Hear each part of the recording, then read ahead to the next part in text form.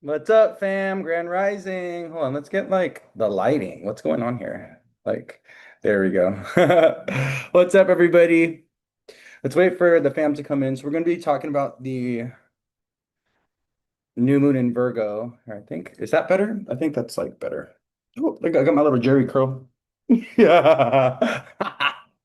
I'm gonna go for a haircut this weekend. Time to clean up our act, everybody. The new moon's in Virgo.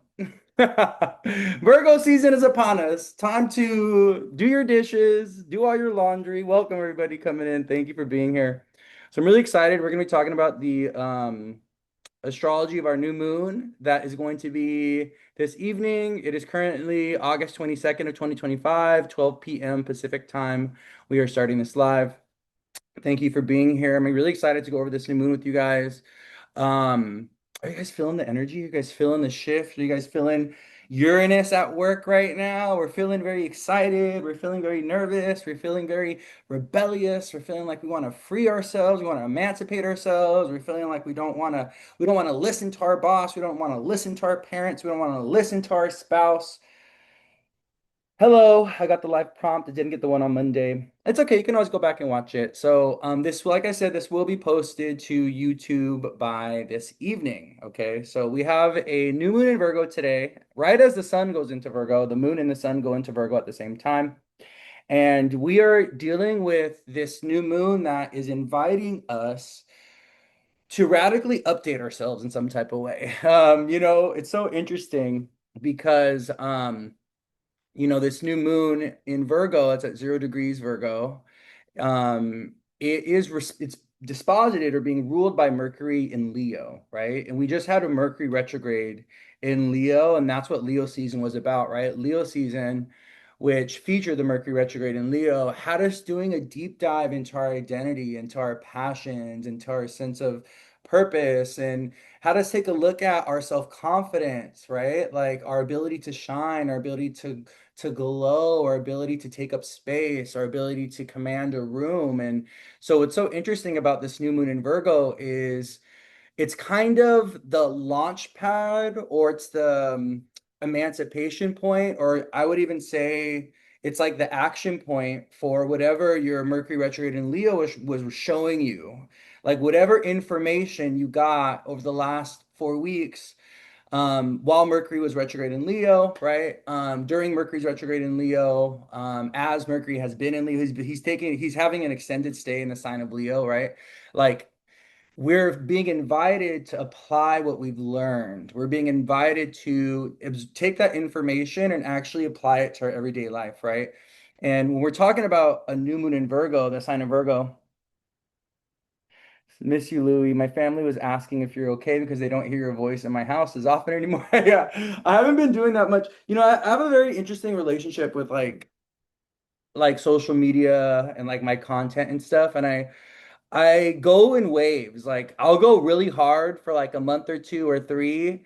And then like my Pisces rising self is like, okay, time for me to just go back into my private life. I went ahead and exerted all this energy. Now I'm tired. Now I need to I need to come back to myself, right? And I think that's one of the interesting things about, how my relationship with social media has evolved.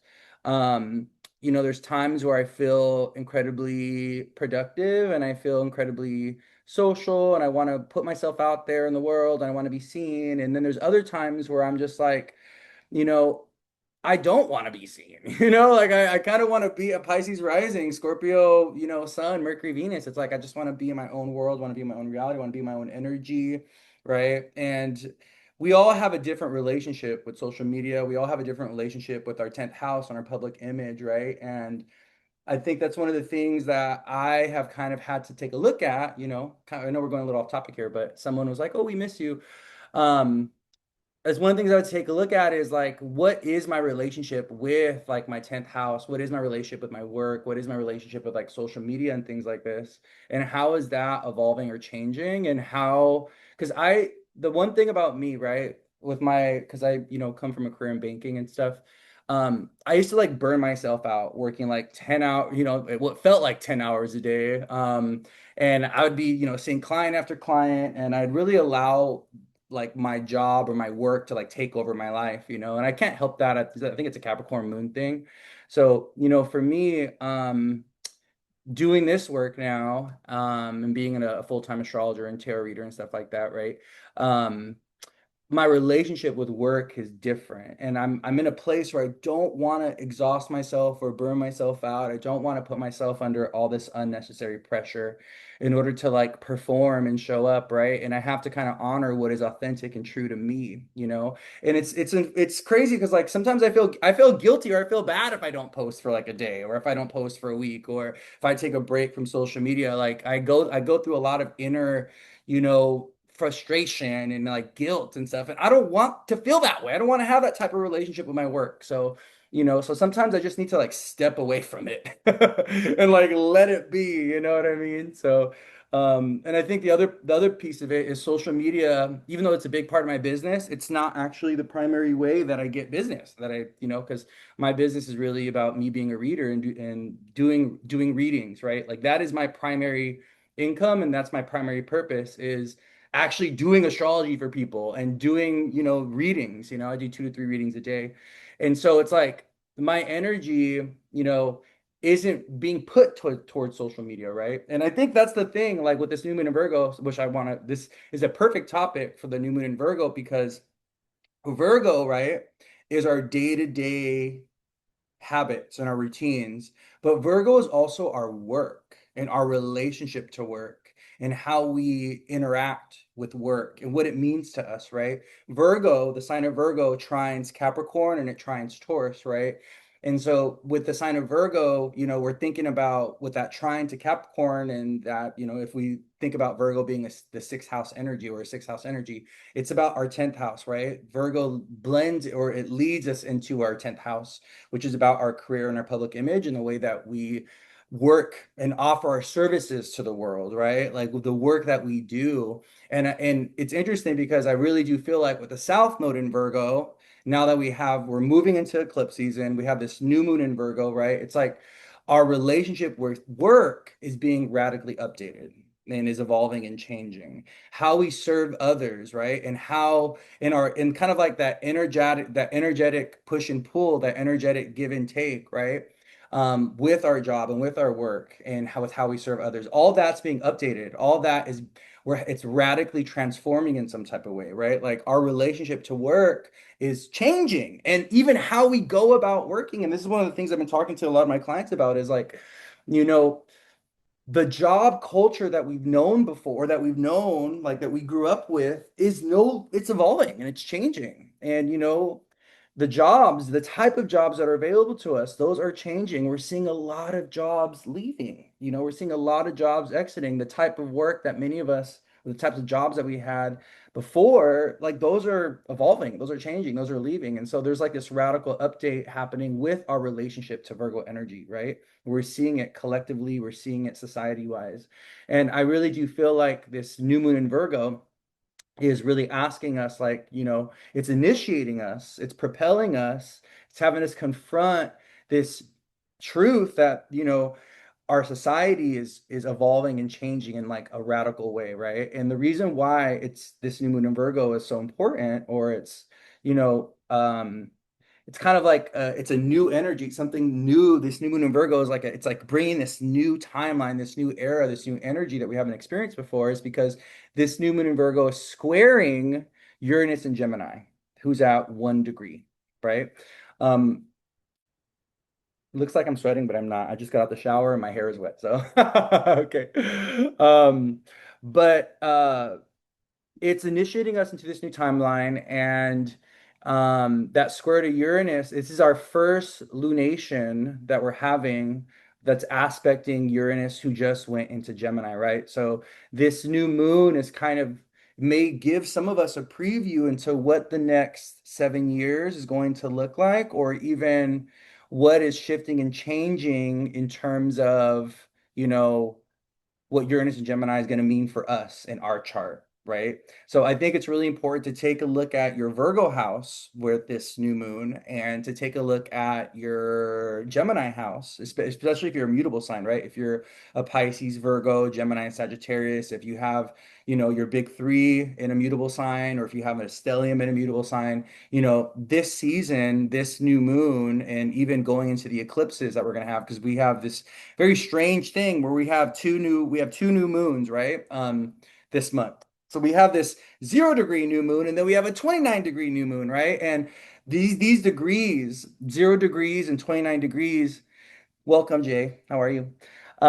These degrees, 29 degrees and zero, these are critical degrees. These are degrees of crisis. These are degrees of radical change. These are degrees of transition. These are degrees of being in a liminal space where something new is about to grow, but it hasn't grown yet, especially 0 degrees, right? 0 degrees, zero is a potential energy. If we think about the zero, right? Zero is like nothingness. Zero is like, the unborn egg. It's like, once a child is born, once the child comes out of the womb, then they become a person, then they get to the energy of one. But zero is potential. Zero is the unseen, the unknown. The number zero carries a very Piscean energy. It's like, it's the unseen, the unknown. It's like what's possible, but it hasn't manifested yet. Like we're not, the number zero is not like in the material world quite yet. We get there with the number one, right? So it's interesting because this like double new moon thing that we got going on, where we have this initiating opening new moon at 0 degrees, right? That's squaring Uranus. And then we have this final solar eclipse new moon at 29 degrees, which is opposite Saturn in Pisces, right? And so what's so interesting is I feel like this new moon in Virgo is really an initiation of what's new and what's possible for ourselves. And it's kind of like we're being transitioned to this new timeline, and we may get messaging from Mercury, right? Because Virgo is ruled by Mercury, around how that's going to happen or what that's going to look like, but we may not see it quite yet, right? So, but what I will say, and I think it's so interesting because we think about new moons, we think about setting intentions, we think about new beginnings, we think about planting seeds, we think about going in new directions. We are going to see that, but I just want you to understand, right? Because the sun in the south node are in the same sign, we are going to continue to see loss and endings and purging and like releases. And we're going to continue to see this kind of, because now we're on the south side of the eclipse cycle. Now the sun is with the south node, right? The Pisces eclipses that we had, or the Pisces season eclipse that we had, right? That was with the sun and the north node together. The north node brings new things in, right? So if we're talking about the south node and the north node is the cosmic funnel of energy that pulls us closer to something, that initiates us into new things, or that brings new energy into our life. Where the south node side of the eclipse is, right? The south node is about release, is about purging, is about surrender, is about letting go, is about things exiting, right? And so the fact that the sun is in the same sign as the south node, right? They're like what co-present, that is telling us that this is a season that's primarily going to focus on release and endings and kind of like karmic closure with things. And we're not going to really feel it with this new moon, but we're going to really feel it with the, eclipse that we're going to have. We have a lunar eclipse in Pisces that's going to be on the 7th. And then we have a solar eclipse in Virgo that I believe is on the 21st or the 22nd of September. Don't quote me on that, okay? But yeah, so with this new moon in Virgo, right? What we are getting with this particular new moon is some insight into what's to come, some insight into the future. And you have to pay attention, it's a new moon in Virgo. And what's so interesting is this is it's being called like a dark moon or a black moon, right? I think.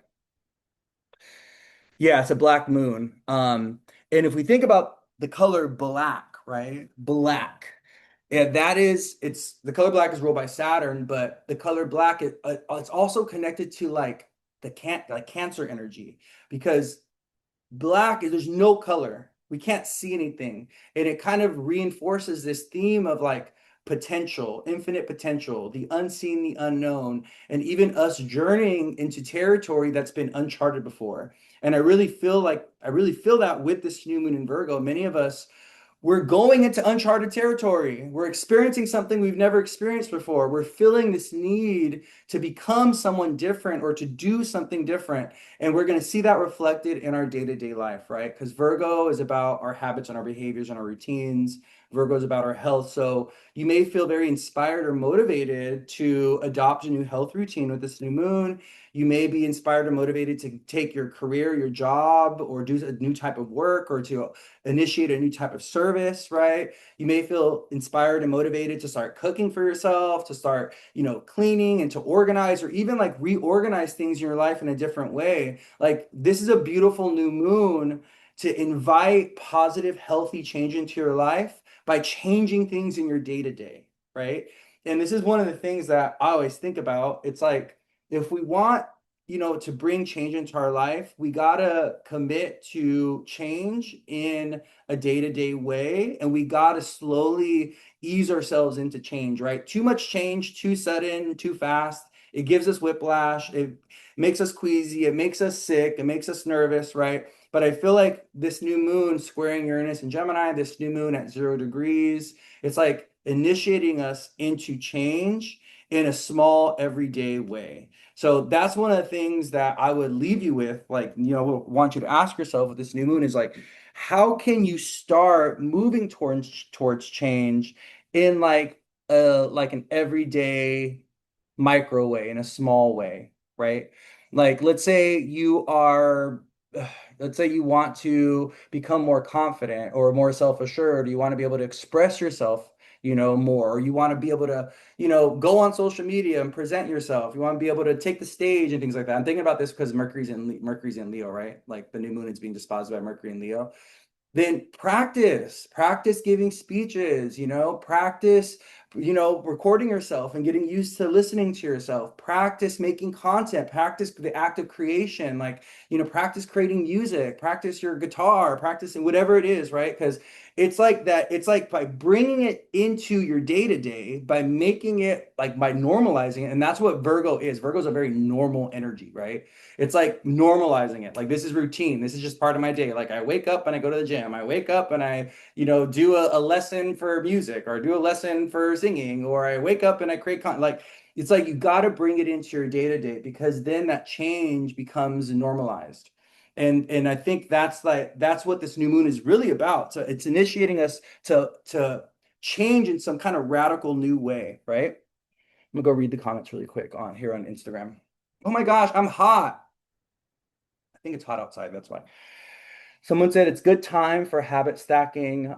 Someone else said habits create our lifestyle. They create the habits around the lifestyle that we want. Exactly. Very true. Um, Your new grandbaby has a 0 degree Saturn in Aries. Oh, I love that. Yeah, we just like with the Jupiter, Venus, and Cancer, it's like babies, like creation, birth, pregnancy, marriage. Like I think that's been a really cool theme that we've been seeing like over the last few weeks that Jupiter and Venus have been together in Cancer. We've been seeing a lot of expansion and growth and healing when it comes to like family, when it comes to procreation, maternity, our relationship with our mother. Like we've been healing our ancestry, we've been healing our past. That's been a really cool thing that we've been seeing with the Jupiter Venus. So it's crazy because this weekend my mom is going to a family reunion on my dad's side. Over the last 2 weekends, my mom has been hanging out with her family on her side, but this weekend is a family reunion. So it's so interesting to see how that happens because we've had that Jupiter, Venus, and Cancer together, right? Fifth house Virgo, second house Gemini should be fun times. Someone said, I mentioned in your live on Monday, I think the Regulus fixed star power having moved to 29 degrees to 0 degrees Virgo since around 2012, there will be a shift from ego to more servant leadership. Yeah, like, and I think that's the thing. That's the other thing that we're seeing is like, you know, with Pluto and Aquarius opposing the sign of Leo, right? Um, and with the fixed star Regulus ingressing, into Virgo, this is like democratic leadership. And I think it's so interesting because they don't want leadership positions. No one wants to be a manager, no one wants to be a boss. It's so interesting because this Pluto and Aquarius is really about transitioning us into this timeline where it's like remembering what democratic leadership is about, right? And the inauthenticity of, leaders presenting themselves as democratic, but they're actually more, they're autocratic, or they're more, they're despotic, they're more selfish, or they're more in the leadership position to see what they can get out of it, right? And I really do feel like there's like an evolution happening with our relationship with leadership and what that means. Someone said, my daughter took me to Disneyland on Monday for my 69th birthday, and we had a blast. Oh, I love that. That's awesome. Well, happy birthday. Love that for you. You must be a Leo. You must be a Leo. Leo's been going through it. The Leo energy. Leos have been going through a radical update and radical change, right? That Mercury retrograde in Leo was really putting in work on us fixed signs. So yeah, this new moon in Virgo. Okay, well let's go over like the deets because I've just been kind of rambling. Um, it's just been a ramble. Let me pull up the chart. I'm not even looking at the chart. I'm not even looking at the chart yet. Let me pull up the chart real quick. So it's gonna happen at 11:06 Pacific time. If you are on the East Coast, your new moon is happening at 2:06 a.m. Eastern time on the 23rd. If you're on the West Coast, it is at 11:06 p.m. Pacific time on the 22nd. Okay. Sometimes you'll see that like sometimes you'll see that like depending on the time zones, like a new moon will be on one day in one part of the world and it'll be on the next day in another part of the world. It's a very common thing. So just get comfortable with that, okay? Because I've seen sometimes I'll be like, oh, people will be arguing, oh, the new moon's on the 23rd and it's not on the 22nd. It's like, really? Are we tomato, okay? We're in different time zones. Come on, folks. Right? Virgo Sun, Scorpio rising, Taurus moon. Oh, I love that for you. I like that. I like the seventh house exalted moon. I love that for you. It's great business placement. Having the moon in the seventh is great for business. It's great for money. It's great for success, and it's great for love as well. Having the moon in the seventh house is wonderful. You get a nice, sweet little partner eventually in your life at some point. So yeah, let's talk about your okay, so Virgo, right? What does Virgo rule over? And I think this is gonna be an ongoing theme. It's a beautiful, I think this new moon is a great opportunity to talk about the sign of Virgo because it's gonna be an ongoing conversation that we have about the sign of Virgo because we're just getting into Virgo season, right? We're just being initiated into Virgo season. We're jumping into, the eclipse season, Virgo, Pisces axis eclipse season, right? Well, Virgo, it rules over quite a few things. Virgo is our job, like I was saying, I was talking about in the beginning. Virgo is also the sign of health and it's connected to health. When it comes to parts of the body, Virgo is connected to the upper intestine. Virgo is connected to the pancreas, the gallbladder. Virgo has a lot to do with our digestive system. Virgo is also linked to the stomach. Virgo is also connected to, which is really funny. I was laughing about this the other day with somebody. Virgo also rules over your booty hole. So, so you'll see like a lot of Virgo. This is why we say Virgos are what? Anal retentive, anal retention, tightness in the butt. You'll see a lot of Virgo people or Virgo placements, they struggle with hemorrhoids and they struggle with digestive issues. Things like Crohn's, things like malabsorption, things like, what is it, IBS? Those are Virgo things, okay? Those have a lot to do with the axis or the axis of Virgo and Pisces. What's also interesting about Virgo, right? Because the opposing sign of Pisces, Virgo also has a lot to do with hormones. And Virgo has a lot to do with our the waterworks and the lymphatic system in our body because Virgo and Pisces are on the same axis, right? Another interesting thing about Virgo, when we're talking about it as the sign of health, Virgo is you get to keep your health if you have sustainable, healthy daily habits, right? You brush your teeth, you wash your face, you take a shower, right? Like if you do all these things, you get to keep what you've already been gifted, which is health, right? So Virgo, it has a lot to do with the mundane day-to-day things that we gotta do to sustain our life. You gotta wash your dishes, you gotta do your laundry, you gotta clean your house up, you gotta take the kids here, right? It's like that list, it's that task of things that you gotta do. That's what Virgo is. And this new moon is asking us to review that list and to be like, okay, what can I take off this list of habits? What habits are actually not bringing me towards health? They're not bringing me towards peace. They're not bringing me towards joy, or it's not constructive, right? And we have to kind of like reassess we have to analyze, reassess, reacquaint ourselves with a new type of habit, okay? Or a new type of routine or something, okay? Virgo is also the sign connected to pets. So one of the things you'll see, and it's like been happening. There's been a lot of people kind of like losing pets, or pets have been dealing with illness or dealing with sickness and things like that. So something that you want to watch out for, especially if if the eclipses in any type of way or the nodes in any type of way are connected to your sixth house or the ruler of your sixth house. Let's say you have Venus in Virgo and Venus rules your sixth house. Is that possible? Libra, Venus in Virgo. Thinking about Libra. But is that I think that combination is possible. But if your sixth house is being impacted or being afflicted by the nodes in some type of way, if the nodes are squaring your sixth house, or your sixth house ruler is being eclipsed in some type of way, if you have stuff in Virgo, or if you have planets that rule your sixth house in Virgo, um, you want to watch out for your pets, okay? Because pets can be dealing with illness or dealing with sickness during this eclipse cycle and with this like new moon, all right? I know new moons are about initiation and openings and beginnings and stuff typically, and like planting new seeds, but overwhelmingly the astrology is telling us that, this is a period more of endings or wrapping things up and release, okay?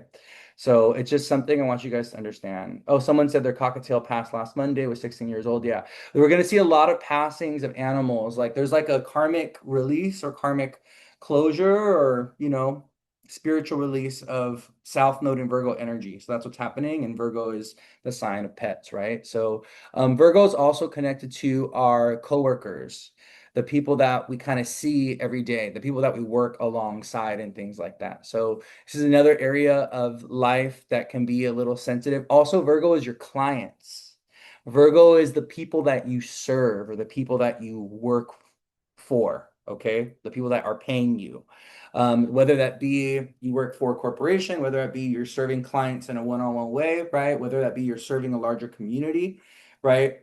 Virgo is those people that we serve. So, if you are someone, I mean, most of us have jobs, I would hope, right? Most of us have jobs, or most of us are in business or are serving others in some type of way. That can be an area of confusion, or that can be an area that is very dramatic, or that can be an area that's a little intense, okay? The thing that I'm looking at with the new moon is the fact that Mercury is behind the sun and the moon. So if you put the new moon on the rising, right? If you put Virgo on the rising, the new moon on the rising, Virgo has Leo in the 12th house, right? Where Mercury's at. So the new moon in Virgo, if you put the new moon in Virgo on the rising sign, or if you make it the first house, behind it, we got Leo in the 12th, which is where Mercury, the ruler of the new moon, is at. So this is kind of putting us in a 12th house energy. We're thinking about our spirituality, we're thinking about our mental health, we're thinking about, the ways that we self-sabotage, the ways that we self-destruct, the ways that we hide ourselves or diminish ourselves or shrink ourselves. Like this new moon in Virgo is telling us, get over that bullshit. Okay? Get over it.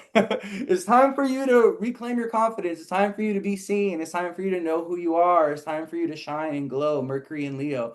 But Mercury and Leo also is dramatic. It's expressive. It wants attention, right? And so we have to kind of go within ourselves with this new moon, and we have to ask ourselves, what within ourselves is blocking our light? How are we over in the shadows of Virgo, right? The shadows of Virgo. How do we criticize ourselves into nothingness?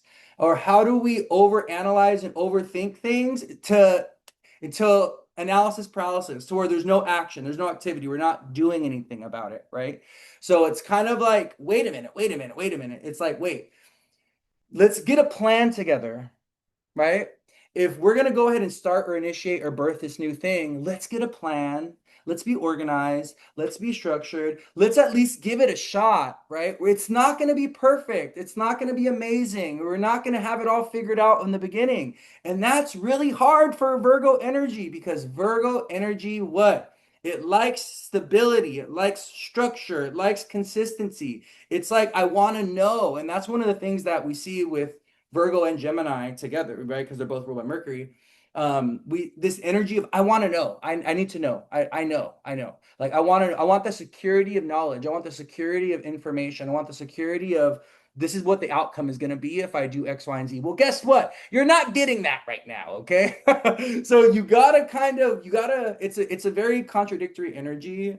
It's a little bit of a contradictory energy because we're being asked to initiate and do something new by Uranus and Gemini for in the new moon in a way that's kind of planned, in the way that's kind of that feels safe, that feels structured. But those, it's like it does it's what is it? It's like a push and pull that's happening, right? So I think what's very important is like we have to release ourselves from the shadows of Virgo with this new moon, but we're going to see it all over. This is going to be a continued conversation, but this new moon in Virgo is maybe revealing or showing us, okay, how we need to heal our relationship with Virgo energy, right? We can't be criticizing ourselves. We can't be judging ourselves. We can't be over analyzing things. We also can't be diminishing ourselves and letting other people take the limelight or letting other people make the decision or letting other people make the choice or letting other people dictate things. And I think this is one of the things that we see with the access of Pisces and Virgo is this energy of, you know what, it's okay. It's okay. I'll go ahead and I'll go last, oh, it's okay. I'll go ahead and I'll help and I'll support you and you can do it. We'll do what you want to do. This kind of like passiveness, that we see with Pisces and Virgo. It's like it's okay, it's fine, it's like this easy go with the flow type, but no, it's like no, actually that energy is not now, right?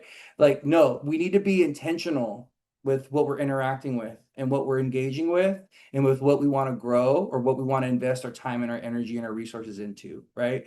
And I think this is one of the things that, it's kind of like it's one of the things that we think about with Virgo is like, where am I putting my energy day to day? And am I investing in something that is going to bring me, peace, joy, fulfillment, love, that's bringing me closer to something bigger, something grander, something greater. And so this new moon, we're kind of asking ourselves, we're being invited into this internal analysis around how we're interacting with things in our day to day and whether or not we feel validated or supported by those things, right? And also, it's really interesting. Another download I got, Louis, I don't know what you're doing, but I love this look on you. Oh, thank you. I'm talking about the new moon in Virgo. She's like, I don't know what you're doing. I don't know what the hell you're talking about, but it's funny.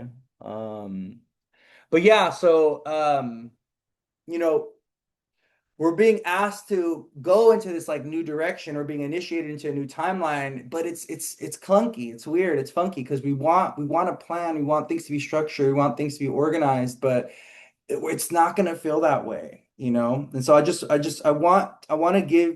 want to extend grace to everyone who's feeling very stressed out and very anxious about things to come, or who are having to confront their fear of the unknown, or they're having to confront their fear of change. But that's what this astrology wants us to do. That's what this astrology is inviting us to do. We have to confront the fact that, change is a constant. I don't want to sound like a broken record or sound very stereotypical, but it's a new moon square in Uranus. Holy moly. Oh my gosh. The sky is falling. It's kind of giving that type of energy. All right, let me go ahead and pull up this new moon on my screen. Hold on, give me a second. Okay, 11:06 p.m. I gotta pull up the chart. We're gonna do it here in Portlandia, August 22nd.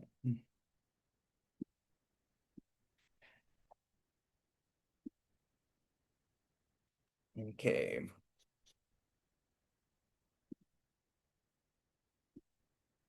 Embrace the change. Yes. Free yourself, my love. Free yourself. All right. So let's go and put this in whole sign. New moon in Virgo. There it is right there. Cool. Okay, cool. So the really cool thing, let me tell you what I love about this new moon. In the 11th house away from the new moon, now that I'm looking at it, we do have Jupiter and Venus in Cancer. So this is a beautiful time for friendship and for connection and socializing, like meeting new people.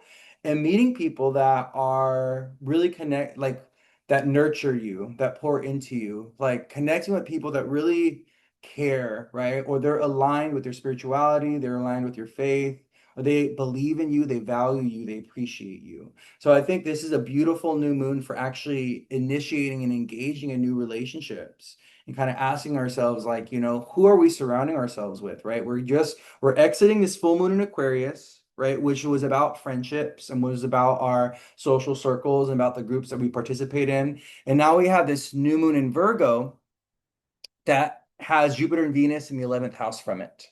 So, this it is kind of like this redemption and this expansion and this growth and this like balance and this healing that's happening around the 11th house, which is our dreams, our goals, our ambitions, our friendships, you know, um, our relationship with the world, and also feeling this deep need to be of service in some type of way, right? This deep need to shift and change. Virgo, when we're talking about Virgo and we're talking about the type of work that Virgo gets into, Virgo, being the sign of jobs, but when we're talking about Virgo in the realm of like career astrology and work astrology, Virgo is about being a healer. Virgo is about streamlining and simplifying other people's lives or improving other people's lives. So this is why we see Virgo, they become healers, they become Reiki practitioners, they become herbalists, they become doctors, they work with animals, they work with people, they become masseuses, they become therapists. You'll see a lot of Virgo energy wanting to heal, wanting to help, wanting to serve other people, right? Virgo is also a financial sign though. So we see Virgo working in accounting. We see, Virgo working in financial management. We see Virgo working in like the servicing of other people's money or helping people organize or structure their money and things like that. We see Virgo, they get involved in insurance claims. They get involved in processing and they work for, big insurance companies and things like this. That's a very, very Virgo thing, right? And so Virgo energy, like Virgo, and we're seeing this new moon in Virgo is also initiating a new time, a new class of healers.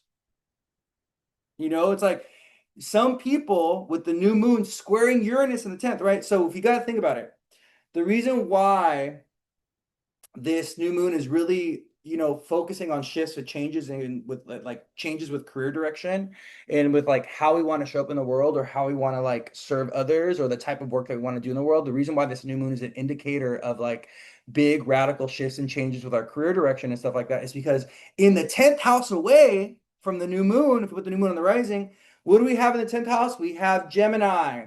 And what's up there in Gemini squaring the new moon?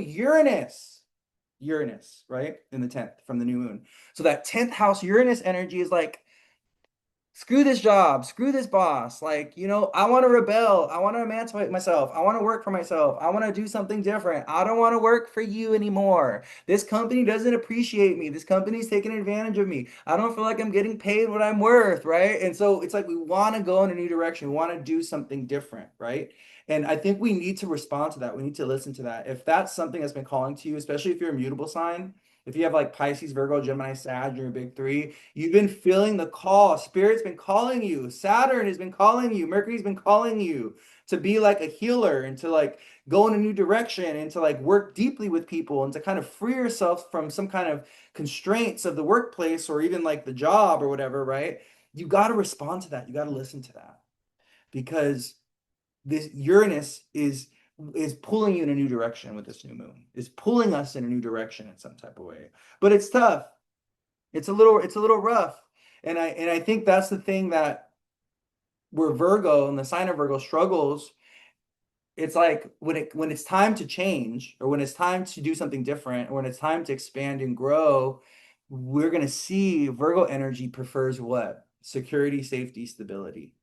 One of the things I talk about, I when I'm doing a reading for Virgo people, or yeah, when I'm doing a reading for Virgo folks, one of the things I always talk about is this attachment to like work and jobs and like the security that comes with that, right? Because there's many Virgo people that also have Leo placements, and they want to what? They want to be an entrepreneur. They want to work for themselves. They want to have their own business. But that Virgo energy and the anxiety of not knowing or the anxiety of not having a guaranteed paycheck every 2 weeks or every month or whatever, right? it's like it's too scary for them. So instead of really trusting themselves and doing their own thing and being independent and becoming an entrepreneur, which is what Leo wants to do, right? They stay at the job. They do the Virgo thing. They do the 9 to 5. They do the or even having 2 jobs or 3 jobs. Okay. They do that instead of listening to what the Leo energy is telling them to do, which is like, okay, it's time for you to go into business for yourself and work for yourself, right? And we see that with Virgo. And I think that's one of the things that's so important that many people are going to have to confront is this truth that, there's something within them. There's something that they know. There's something that they want to do. There's a way that they want to make money, or there's a way that they want to serve others that is going to be stifled or inhibited when they're working for someone else or when they're doing it, for a corporation or for a business or whatever, right? Because this human in Virgo, it wants us to be autonomous. It's inviting us to autonomy with that Uranus, new moon square Uranus, right? And so I think it's important that we listen to our intuition, we listen to our heart, we listen to, our nervous system, but we can't let it dictate, our decision making. We can't let it overwhelm us, and then we shut down out of fear. Or we do the comfortable, secure, safe thing because we're scared of doing the wild, emancipatory, independent, authentic thing. You see what I'm saying? So we're gonna see continue. We're gonna continue to see with this new moon in Virgo, but it's gonna be all eclipse season. People making these really sudden, erratic choices and decisions to commit to a new type of work or to commit to a new type of like career or even to take what they've been learning. Because listen, there's a lot of people that have been learning a lot of new things. Okay, a lot of you have been learning a lot of really cool new things, and now you got to put it, you got to put it to, you got to apply it. You got to do something with that knowledge, right? You got to do something with that wisdom, and that's that square between Gemini and like Virgo, right? It's like it's not enough to have the wisdom and the knowledge, Gemini. You got to do something with it, Virgo. You need to apply it. You need to actually use that wisdom, use that knowledge, use that information, use those skills, those gifts, those talents that you've been given. You need to put it into, you need to you need to get a price point together. You need to get a web page together. You need to get your website together. You need to get your menu together, right? So that you can actually, offer your work, offer your services, offer your knowledge, offer your wisdom, whatever, you know, to sustain yourself, to get paid, okay, to make a living, to get by, right? Like, which is an essential. And I think one of the most beautiful blessings, I think a blessing, one of the biggest blessings in life is to have work that you enjoy and to have that work also be able to sustain you and like to where you live a comfortable, abundant life. And one of the things I've realized in the work that I do is that it's like many people have one or the other. There's something that they really enjoy that they love doing, but then it's like it's not making them money, or they haven't found a way for it to like become profitable, right? Or they haven't even, they're afraid of offering the service or afraid of starting the business, right? Where on the other end, right? On the other end, it's like people they have a great life and they're making good money, but they hate their job. And they're like not feeling fulfilled, or they're not feeling emotionally connected to their job, or they're not passionate about their job in some type of way. Well, this new moon wants us to reconcile that, wants us to be like, okay, how can I do work and offer services, or how can I align with something that I'm passionate about that's also going to sustain me and make me money? And but it's like just the potential of it, though. We may not actually feel like going in that direction, but we may start moving in that direction, and we may get started with the blueprint. I think this is a great new moon for blueprinting, for getting the rough draft together. Okay, before you write the essay, okay? It's like just get the blueprint. And Virgo is the blueprint. Virgo is the plans. Get the plan together of how you're gonna commit to change or how you're gonna radically change, right? Because then it gives you a maybe a false sense of security, but it gives you a little bit of a sense of security, right? When you have a little bit of a plan, right? Even though plans change, right? But at least having the plan is giving the universe or giving spirit the intention. When you have a plan, you're telling the universe, you're telling spirit, like, this is what I would like to happen. This is where I would like to go. This is how I would like things to end up. This is how I would like it to look.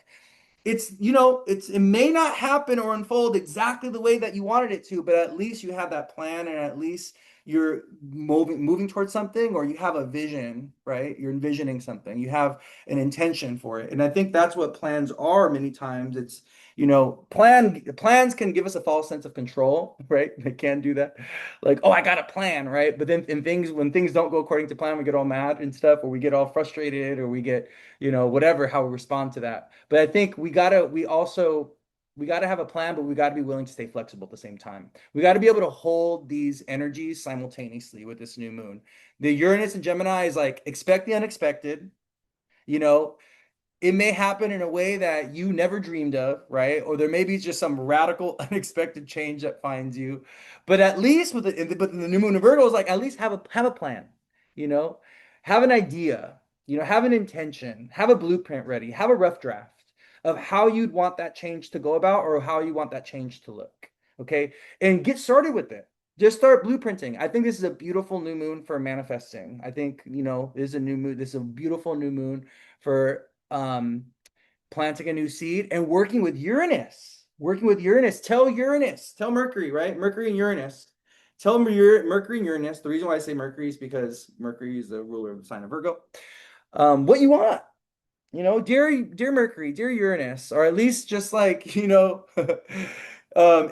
them to the table of conversation. What do you want from me? Or what do you think, where do you think I should go? Because, right, we're starting a new 7-year cycle with Uranus and Gemini, and we're closing out a cycle with Saturn in Pisces this season.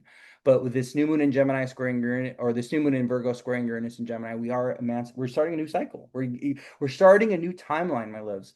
So with the contact from Uranus and Gemini to the new moon in Virgo, I think what we're also going to see is a lot of developments around, education and schooling, because of Uranus and Gemini, more technology, more AI things, being announced or being released with this new moon. I also think, like students, schooling, education, colleges, that we're going to see some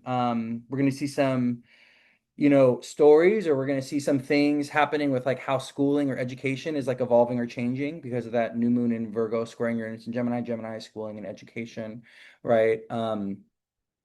We may also see, so one of the things I was talking about, I actually posted on my stories, is like businesses being bought and sold by another business, or businesses merging, or businesses doing like corporations, businesses doing some kind of like restructuring, or doing some kind of like, shift or change with like leadership and like VPs and people at the top and stuff. We're going to see a lot of that. You may see some leaders that if you have a job, especially a big corporate job, you may see some leaders be like step down, and leave and stuff like that. Yeah.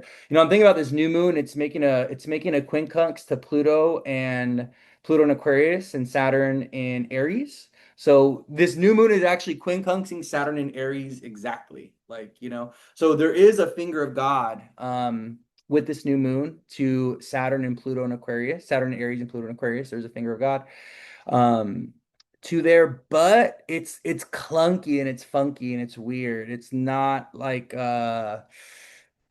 it's it's having to confront these truths that we're stepping into a new timeline, and the as we're stepping into this new timeline, it's really rough. It's really,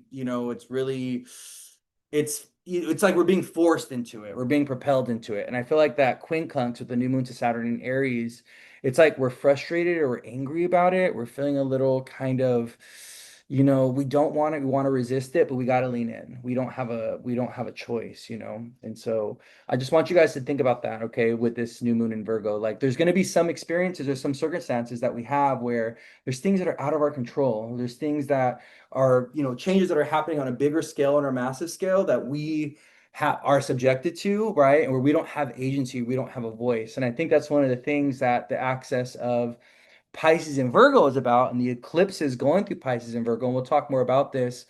These eclipses in this axis of Pisces and Virgo, it's about vulnerability, and it's about lack of agency or lack of control in your life sometimes, and how you get subjected to things that are bigger than you, or that are above you, or even like there's choices and decisions that are made by people or situations that happen that are larger than you or bigger than you, and then you get wrapped into it, right? It affects you personally in a way that you don't have agency. And I think about that also with the sign of Virgo. Like, think about it. Virgo is your job, right? Virgo's jobs. When you're at a job, you don't have freedom. Like, you don't have agency. You don't have agency over your time. You don't have agency over when you got to go to lunch. You don't have agency over your pay. A little bit you have, but not really, right?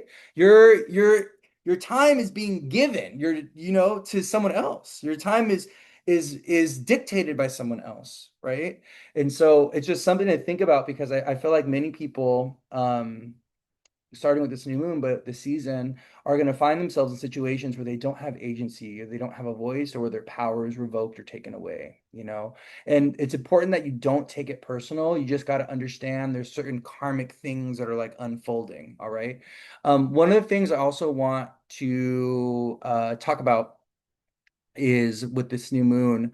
I wanted to talk about Mars in the second house away from the new moon in Libra, and Saturn in the eighth house away in Aries from the new moon. Okay. The second house, eighth house axis is activated during this new moon. And that is the axis of emotional vulnerability. That's the axis of trauma, of financial security. That's the axis of our resources and what we have and what we own and how we make money, and also how we exchange money or resources with others, right? And there could be some very difficult, challenging lessons that we have to learn around the give and take financially with us and someone else. We may need to like go after someone for money. There could be like court cases or legal battles that we got to deal with that involve money or finances, or that involve some kind of betrayal or some kind of deceit or something like that, because of Mars and Libra in the second and Saturn and Aries in the eighth house away from our new moon in Virgo. Okay. So I just want you guys to think about that. This can be a new moon where there's, financial expenses that come, and you're like, oh my gosh, I did not know I was gonna need to spend money like that. Or, oh my gosh, I had to help this person out or give this person money. Something to be aware of with that Mars and Libra in the second house. One of the things that's interesting about the sign of Virgo is they have Libra in the second house of money and finance, right? And so because they have Libra there, they're always getting entangled in finances and financial situations with others. Right? Like, Libra is a sign of relationship, and they have it in their second house of money. This is also why you'll see Virgo managing resources or managing money, or even like being like a PR person, or being like an assistant to others and things like that, because that Libra in the second house, right? So, just something to think about though. But that Mars in Libra, Saturn Aries, I just want you guys to be aware of kind of like battles or conflicts showing up in relationships where, you know, there's unfairness or there's injustice, or we need to hold someone accountable or something like this, right? And maybe we got to get our things back. Maybe we got to get that money back. Maybe they owe us money or something, right? So just something to be aware of with this during this new moon cycle over the next 2 weeks. Um, it's going to come up again too, with our second new moon, which is going to be a solar eclipse. So, but we'll talk about that when we get there, 4 weeks from now. Okay. So yeah, Saturn and Aries in the eighth house away from the new moon, and Mars and Libra in the second house away from the new moon. This is that second house, eighth house axis is kind of active. Okay. There was something else that oh yeah, the other thing I want to talk about. So, really cool aspect that we have actually with the new moon, which I love. I think this is an amazing aspect. I think is a very energizing aspect. We have Mercury in Leo sextiling Mars in Libra. So we have a Mercury Mars sextile, which is energizing us, which is giving us like courage, giving us bravery, giving us this energy to be able to assert ourselves or to be able to like do something. In general, though, the moon is dark. So we may feel very exhausted or very drained or very tired during this new moon cycle. As the moon gains light, and as the moon, gets more energy and it gets more light and it goes to full, we start to gain more energy. We feel more, and we feel more, and we just feel more energized and stuff like that. So if you feel very tired or very exhausted during this new moon cycle, make sure you listen to your body and you honor that. Make sure you give yourself rest, okay? Because the axis of Virgo is about work, Virgo, and rest, Pisces. Like, Virgo is like doing everything, right? I got a task to do. I got shit to do. Get out of my way, right? Where Pisces is like, it's time for me to take a nap. It's time for me to rest. And so we got to find that healthy balance between Pisces and Virgo right now. And it may be hard to find that balance, but make sure you are taking care of yourself and make sure you are giving yourself rest, okay, during this new moon, especially if your body is like, okay, we're emotionally overwhelmed. It's time to rest. Is this new moon? Someone said, is this new moon a good host? Yeah, it is. Yeah, yeah. It's definitely good. This is a good new moon to like host events and things like that. It's a very social new moon. It's one of the things I was talking about because of the Jupiter Venus and the 11th house away from the new moon. This period that we're in right now, because the Jupiter Venus in Cancer, it's like we're hanging out with their family, we're hanging out with their friends, we're like going to a wedding, we're throwing big parties, and we're seeing people that we haven't seen in a long time. Like we're seeing people from our past. We're connecting to people that, we had a falling out with years ago, and all of a sudden they come back into our life or they resurface, or there's some element of the past coming back to be healed or to be reckoned with or to be resolved in some type of way because of the Jupiter Venus in Cancer. Okay. Um, yeah. Also, I'm thinking about, Jupiter Venus in Cancer opposing the fifth house in Capricorn.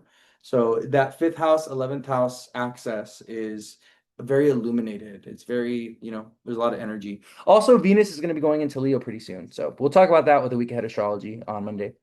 Venus going into Leo. I reconnected with my sisters who I was beefing with months ago. I told you that would happen. I think we were talking about that. I was like, oh, it'll get better. It'll heal. So, any questions for me so far with the new moon? Let's go ahead and do this.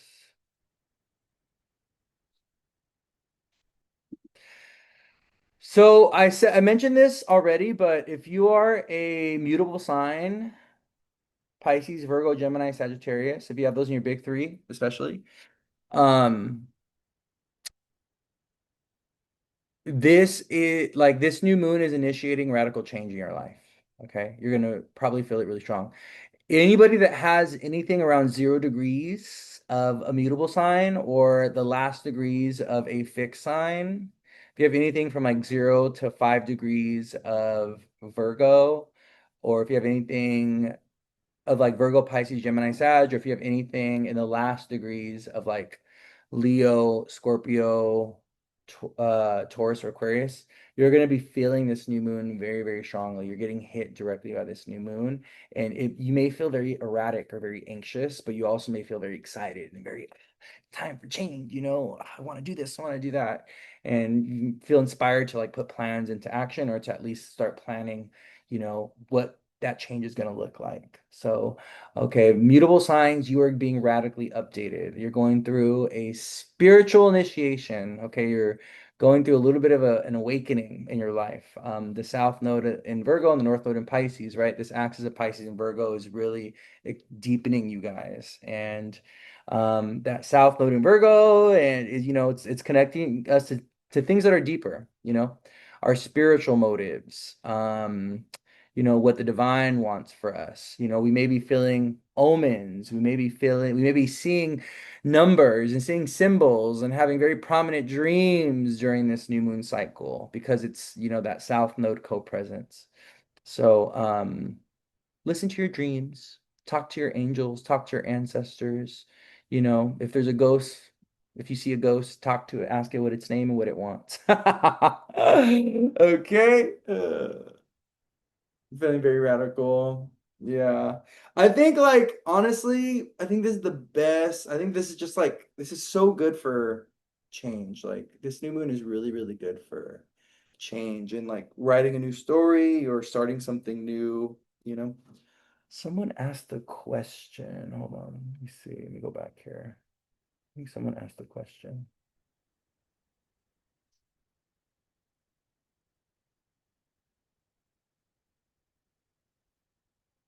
Oh, there. Okay. I wasn't sure if it came through the question box or what about having Uranus in a mutable sign 0 degree? Well, yeah, if you have Uranus in a mutable sign at 0 degrees, You are going through a Uranus square, opposition, return, or yeah, that's it. You're going through a Uranus square, opposition, or return. So I know a few people that have Uranus in Sag at like 0, 1, 2 degrees. I have clients and friends that have that, and they have started their Uranus opposition. And when you are going through a Uranus square opposition, or Uranus is conjoining your Uranus, you're going through Uranus return, which happens around the age of 82, 84, around there. Um, it's like a midlife crisis energy. It's like you want to rebel against the structures in your life, and you want to radically, dramatically change something, or radical, dramatic change will find you whether you realize it or not, right? And I always think of Uranus as built up, pent up energy that results in like when it gets released, it's like an earthquake, it's like a volcano, it's like a, we may see that because the new moon is aspecting Uranus. It's a earth sign new moon aspecting Uranus and Gemini. We may see earthquakes. We may see volcanoes erupting with this new moon. Okay, we may see some really dramatic weather. Okay, Uranus is in the 10th house. Okay, right, from the new moon. So, but yeah, it's like that Uranus square that happens. So we go through Uranus transits from the ages of 18 to 22 was our first Uranus square. Our Uranus opposition happens around, 42 to 44, around there. Our second Uranus square, okay, which is more, it's like the waning Uranus square. That one happens around 60, let's see, 20, around 62 to 64, around there. And then our Uranus return happens around 84, around that age, 80, 82 to 84. So if you go and think back to your early 20s, right? That period around the age of 22, like 21, 22, that's our first Uranus square. And what are we all doing at that time, or many of us are doing at that time? We're wild. We're partying. We're doing something crazy. Like we're becoming ourselves, right? And I think about myself because that around that age is when I went to college and everything. That was when I was really stepping into who I was as a person. That's when I was really like, because I grew up closeted, right? And so around that age, I kind of was rebelling against, I was a radical. I have a strong Uranus imprint in my chart. I have Saturn Uranus in the 10th house on my MC. So I'm a very Uranian person. But that period was, I was a radical. That's when I was at that age. I was a Marxist. I was a commie. I was a socialist.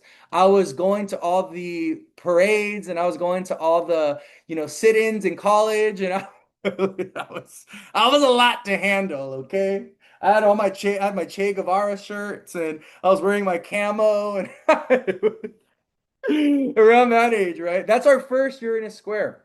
So if you're someone that is dealing with a Uranus square or Uranus opposition, you're around that age, like 22 to, around that 22 age or around that 44 age, you're going through this it's like a crisis. It's a radical upheaval, right? It's a period of dramatic shifts and changes. And if you are feeling very bored or you're feeling very restless or you're feeling very like rebellious, what happens is Uranus's energy can externalize, and all of a sudden you go and you get in an accident, you slip and fall, and you break your leg. You go off at work on a client, and then you get fired, right? Like that's what happens. Like Uranus, a lot of times Uranus will push us over the edge. A Uranus transit will push us over the edge and be like, I'm done with this. I'm not doing this no more. Fuck it, burn it all down, screw it. Let's go ahead and just destroy it all. Let's go ahead and free ourselves. Uranus can be very tower card energy. For those of you guys that know tarot, Uranus is a very emancipating, authentic energy, right? I'm gonna show you guys a tower card. Who doesn't know tarot here? I'm gonna show you guys the tower card. It's because that's what Uranus transits can feel like, but it's beautiful because it's also about enlightenment and awakening and authenticity, right? That's what this new moon is inviting us to kind of do, like dramatically awaken ourselves to align with a path that is authentic, align with an identity or with work that is authentic, right? Identity because of the Mercury in Leo, work because of the new moon in Virgo, right? Here's the tower card right here. Here's the tower card. Let me show it. This is for the people on YouTube later on. They're going to watch this. So this tower card, right? We can see that we have the crown chakra. We have this bolt of lightning coming into the crown to the top because it's like lightning, literally Uranus, lightning, okay, right? Dramatic shifts and changes, but then the collapse of structures, chaos, right? Like things falling apart so that we can align with something authentic. And that's what the Tower card and that's what this Uranus energy is about. It's like when you're going through a Uranus transit, a Uranus opposition, a Uranus square, or even this particular new moon that is aspecting a 10th house Uranus from the new moon, right? Like there's like this dramatic upheaval, dramatic shifts and changes that can feel a little chaotic, but then once the dust settles, we're like, wow, that's exactly what I needed. Oh my God. Like, I'm so glad that I went through that because if I didn't go through that, I wouldn't be here today. Right. And I think about that with myself as well because, the way that I got into astrology and tarot was in a Uranus way. It was a radical upheaval. I ended up getting fired from a job, right, in banking.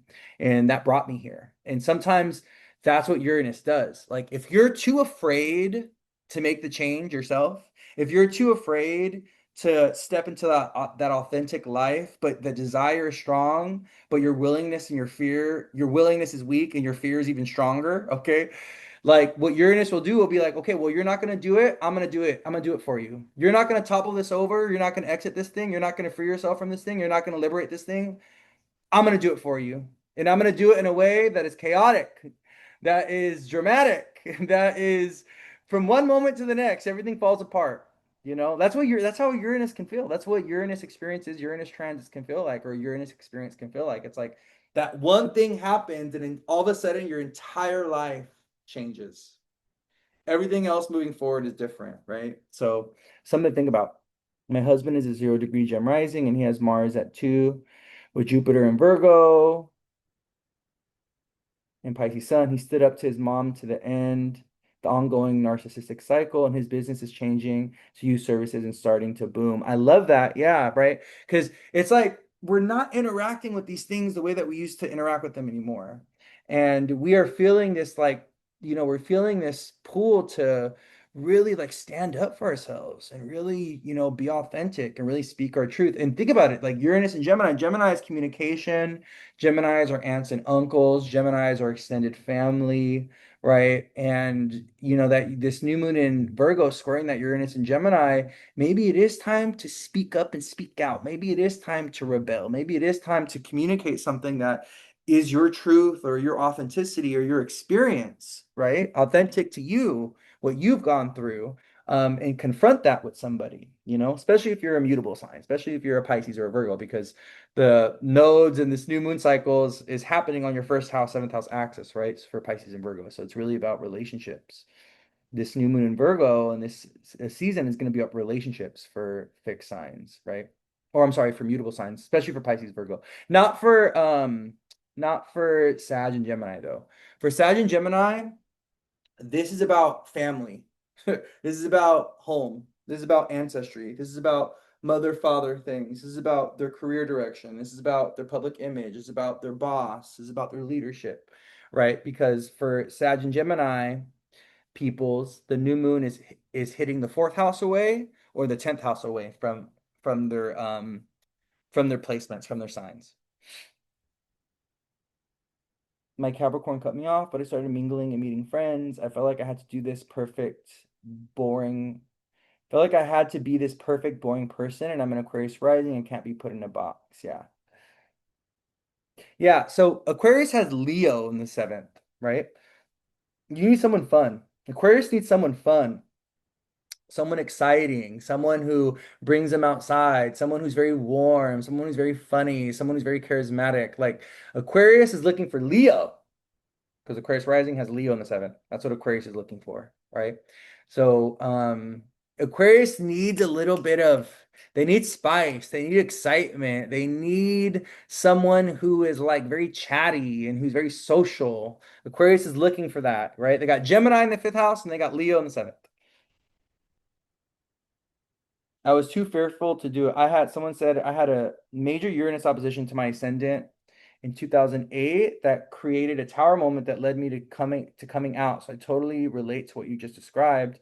I was too fearful to do it myself, and the event forced it. It was hard, but exactly what I needed. Yeah, exactly. Yeah, like and that's and I think that's the thing that Uranus can do, right? Like sometimes is like when we're going through a Uranus transit or Uranus in the sky is hitting our chart or our natal Uranus is being activated, like we can go through this an experience where if you've been hiding, if you haven't been living in your truth or living your authenticity, or if you've been kind of just, you know, acquiescing and blending in, you've been trying to live the normal life. Uranus is like, wait a minute, no, no, no, no, no, no. Wrong direction here. Let me go ahead and hit you with the bolt of lightning real quick to wake you up, to emancipate you, or to dramatically shift your direction. Capricorn best friend. She limited herself. I have a Sagittarius in my 11th house of friends. Yeah, so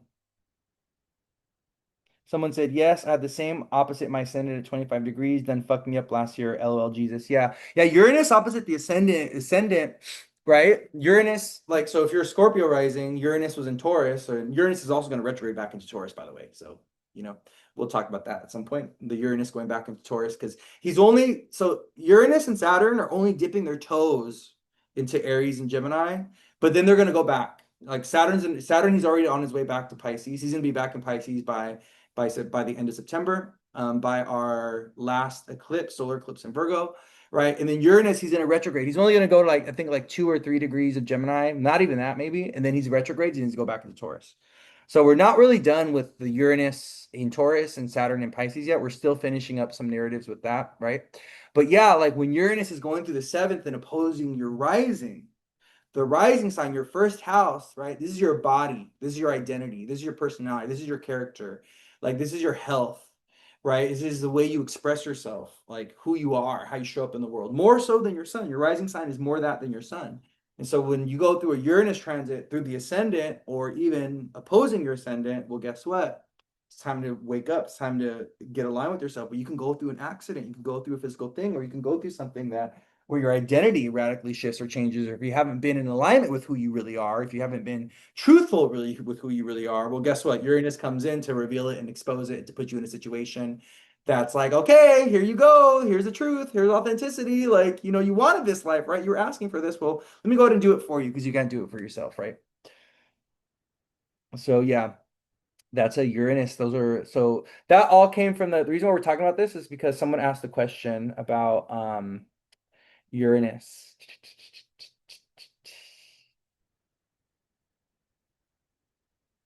Someone asked a question. They said, "What about having Uranus in a mutable sign at 0 degrees?" Yeah. You have Uranus in Pisces? I feel like you have Uranus in Pisces, the person that asked that question. You're so ready for your Saturn return in Aries. Y'all need that's an Aries thing right there. I don't who has ever been excited for a Saturn return? Like, I think that's the Aries like, come on, I'm ready. Like, give me the battle, give me the karma. Let me confront my BS. Let me go through some shit. Like, who's asking for that? You must. That is a very Saturn and Aries trait because the rest of us are like, no. A lot of us were like dreading our Saturn return, and y'all are just like excited for it. Like, I did a client and she was like, I think I'm going through my Saturn return. And I was like, baby girl, she has Saturn and Taurus. I was like, you gotta wait another 3 years, okay? She's like, I know, it just feels like I've been going through so much. And I'm like, well, I think she had like Pisces, Aries stuff, or I think she had Pisces, I don't remember. I can't really remember, but it was so funny. Said no one. I've already been going through it all my life, so I'm ready.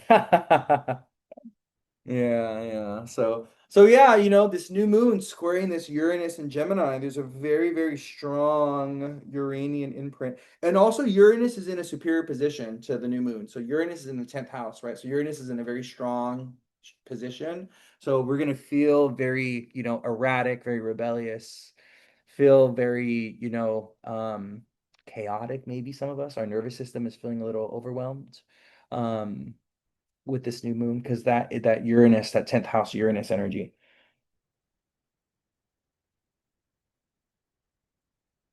Oh, you have it in Sag. You have Uranus in Sag. Okay, so you're around my age. You have Uranus in Sag. You're around my age then. You must have been born 80. You must have been born 80, 83. Were you born in 83, 82 or 83?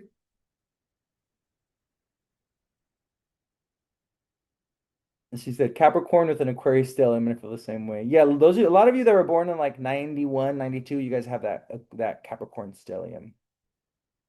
Oh, she was born in 82. Yeah, that's when Uranus, yeah, Uranus was at the early degrees of Sag.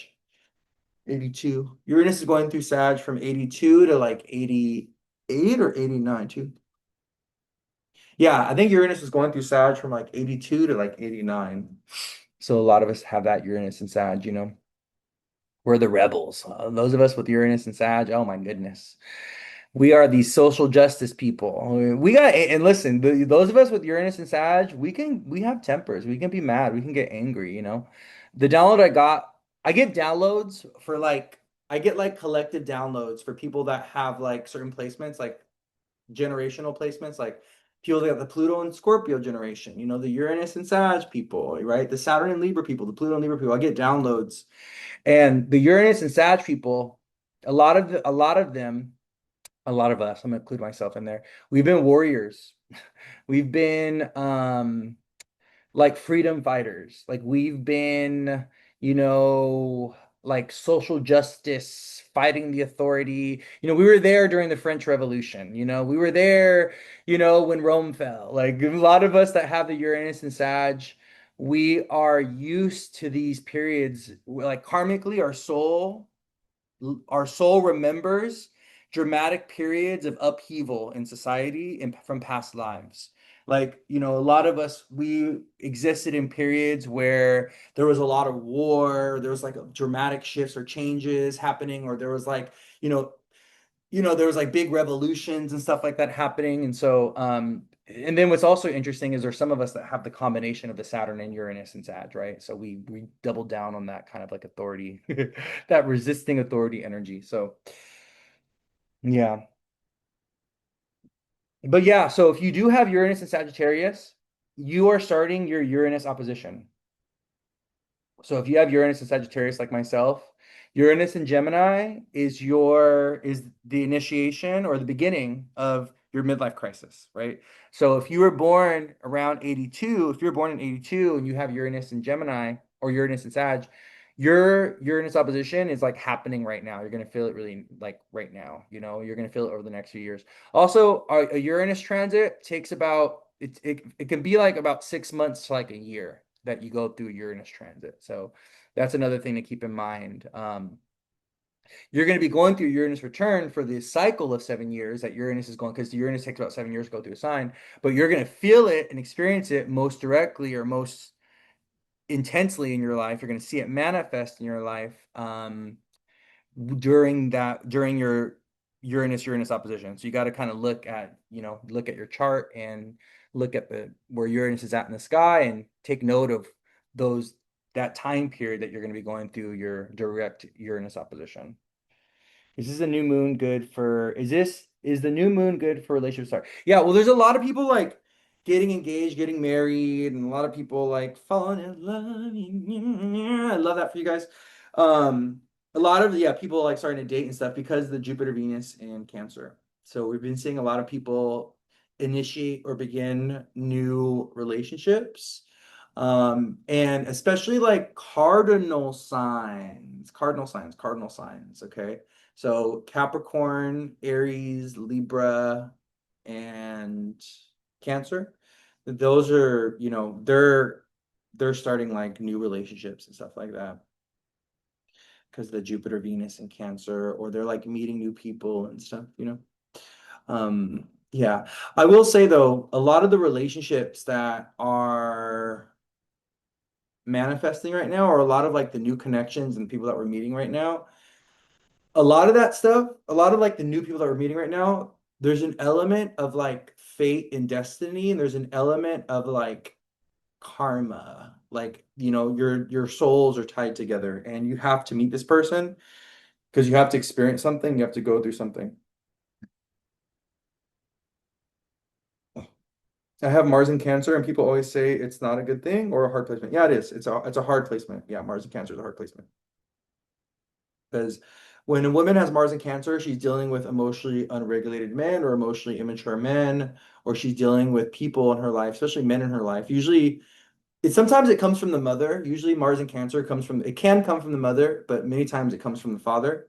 And there's like people that have anger problems or anger issues, or people that are emotionally unregulated, or people that they feel like in the family that are bipolar, they have no self-control over their emotions, or they're just very emotionally dramatic and intense, or they're always playing victim. That's where the Mars in Cancer comes from. The reason why Mars is not good, or the reason why Mars doesn't perform well in Cancer is because Mars is in his fall in the sign of Cancer, right? Mars is exalted in Capricorn and Mars is in his fall in Cancer. We've been live since 12 o'clock p.m. Pacific time. She said, yes, her dad. Exactly. Yeah. Yeah.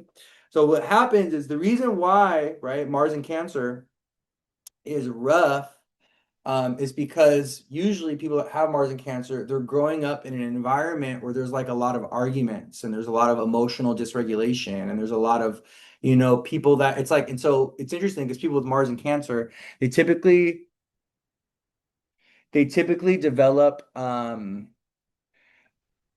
hypersensitivity to emotionally unregulated people to where they, Mars and Cancer people, they can like emotionally shut down, or they can kind of like go within themselves, or they can like be very conflict avoidant, right? Because they dealt with a parent, or they grew up in an upbringing, or they grew up in a way where it's like, you know, people are always fighting or arguing, or there was a very emotionally irresponsible or very emotionally unregulated people in their environment, right? So Mars and Cancer people, they tend to go within with their anger and their rage, and they tend to be very conflict avoidant. And this is what happens when you have a weak Mars, like, you know, unless you have a combination of like Aries and Cancer, like Mars and Cancer with, something in Aries. But if there, what we see with Mars and like Libra and Cancer, right? Because Mars is in his detriment in Libra, and Mars is fallen in Cancer, is like we're conflict avoidant.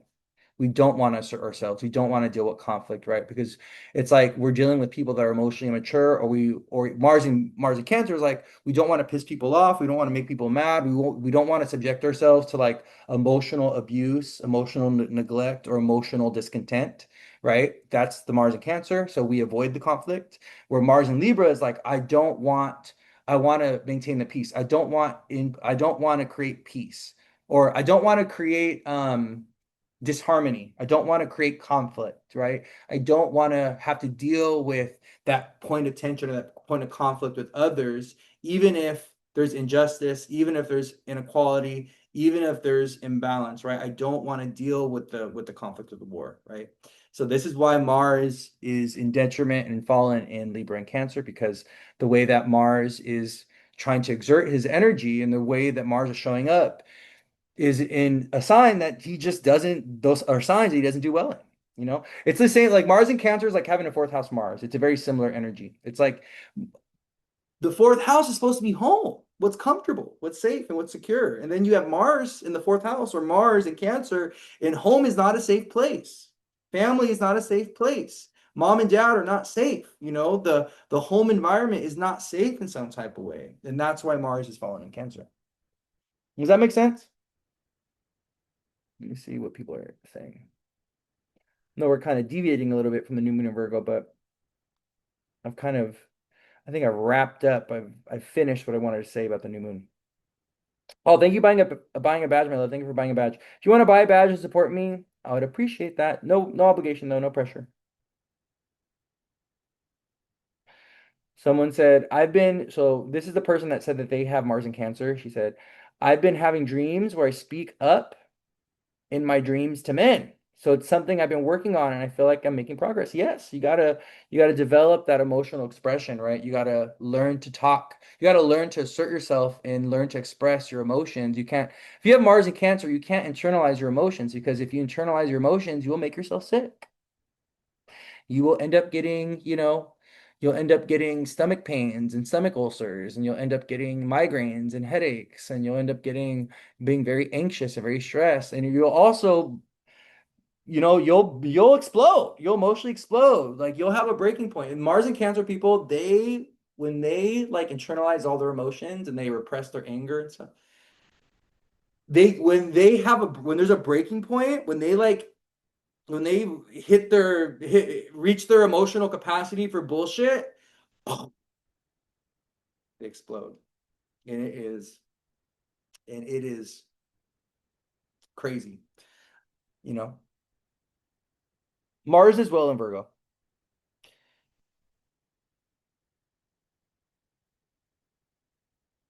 Someone said Mars and Cancer in the 11th, and I'm working through my conflict avoidance issues, especially with friends. My coach is helping me see that it's an illusion of peace because I hold anger, resentment. Exactly, right?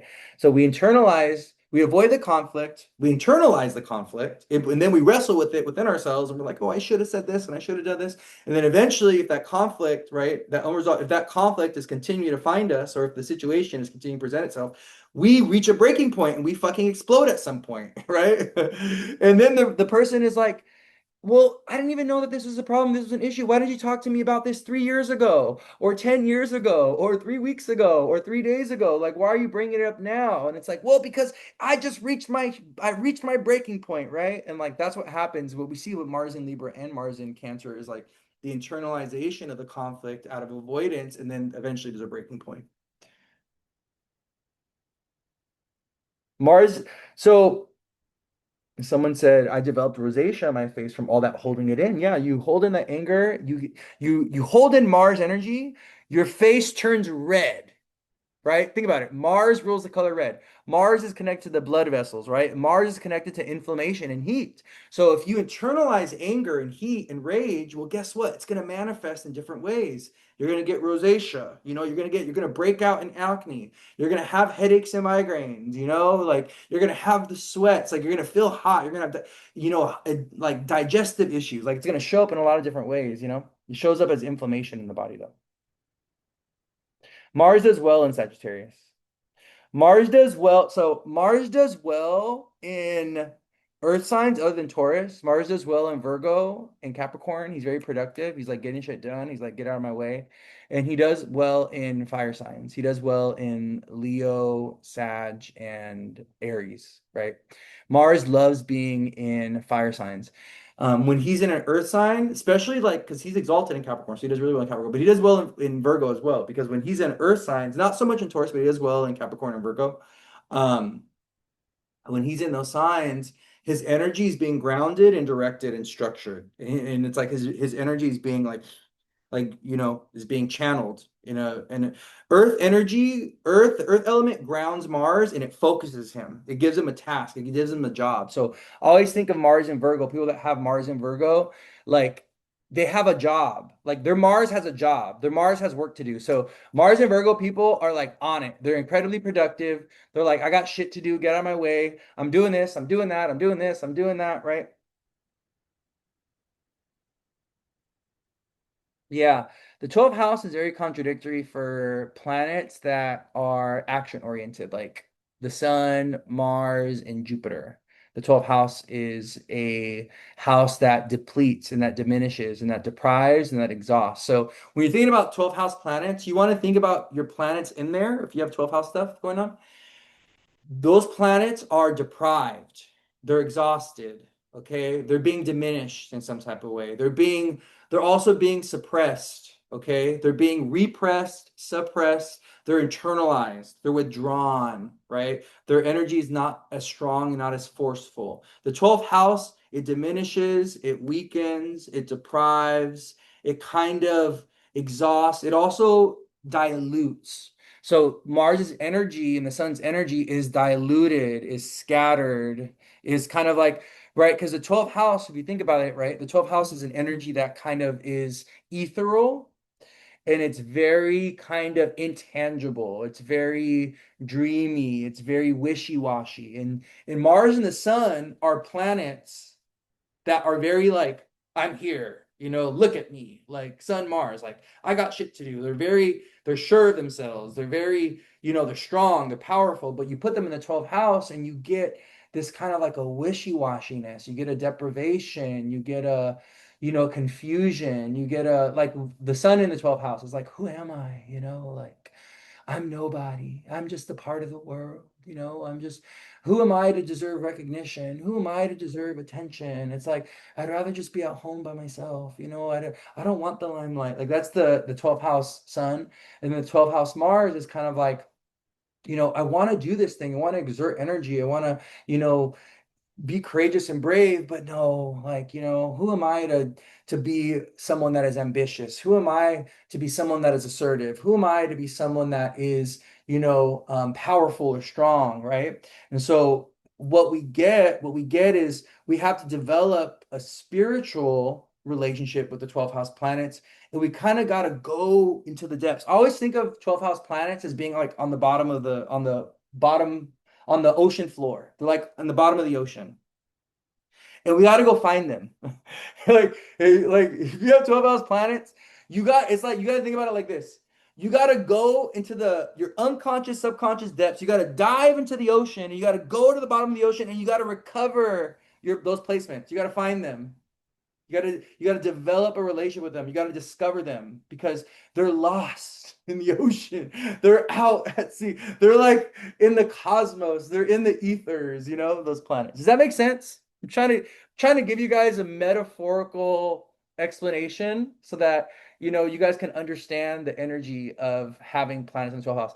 Some planets do really great in the 12th house though. I think psychological subconscious planets, especially like Saturn and the moon, I think all planets in the 12th house are afflicted, but I think Saturn and the moon, they come with certain blessings. Even the sun, there's every placement comes with a blessing. But I will say Saturn and the moon, I think, could do really well in the 12th house because it makes people master or makes people very privy to the inner workings of the psyche of like spirit and the divine and things like that. It kind of helps people understand things that other people can't see. And I think that's the beautiful gift about the 12th house is the 12th house opens us up to the realms of the unseen and the unknown.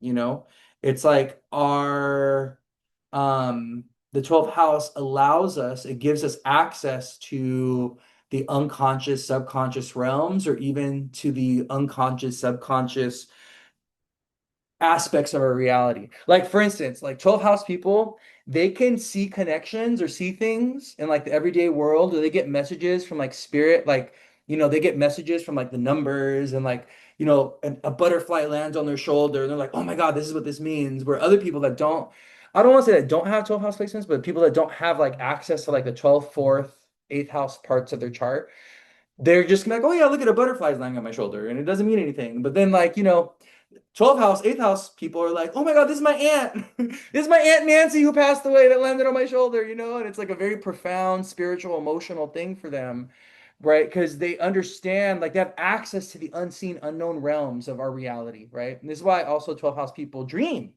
a lot. They dream a lot because their mind and their consciousness is operating in other worlds, in other realities, right? Their dream world is very alive, right? Like because they have access to that reality. Does that make sense?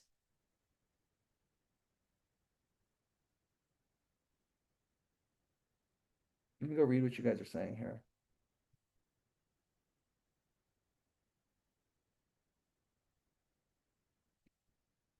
Yeah, the sun and Mars in the 12th house is very contradictory. Yeah. You got to make that work, my love. Mars and Venus in Cancer, South Node and Aries in the third. I got major depression and found out I'm bipolar, which makes sense.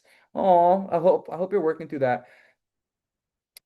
Everything in our chart we're capable of overcoming. Libra Venus in the 12th house, that's about cheating. It's about cheaters. So if you have a Venus or Mars in the 12th house, you got to watch out for your love life because you can deal with deception or cheating, or you can end up getting taken advantage of, or even Mars Venus in the 12th house, you can end up interacting with someone or dating someone or falling in love with someone or marrying someone that has a hidden life. It's got a secret life. So it happens a lot. I see this all the time with Mars Venus in the 12th and Mars Venus in the 8th.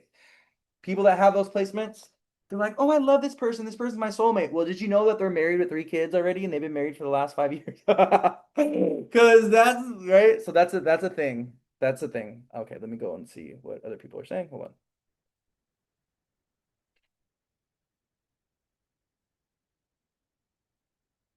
Let me read what comments. I'm reading the comments. Libra Venus in 12. My baby daddy's new girlfriend is allegedly pregnant and she's trying to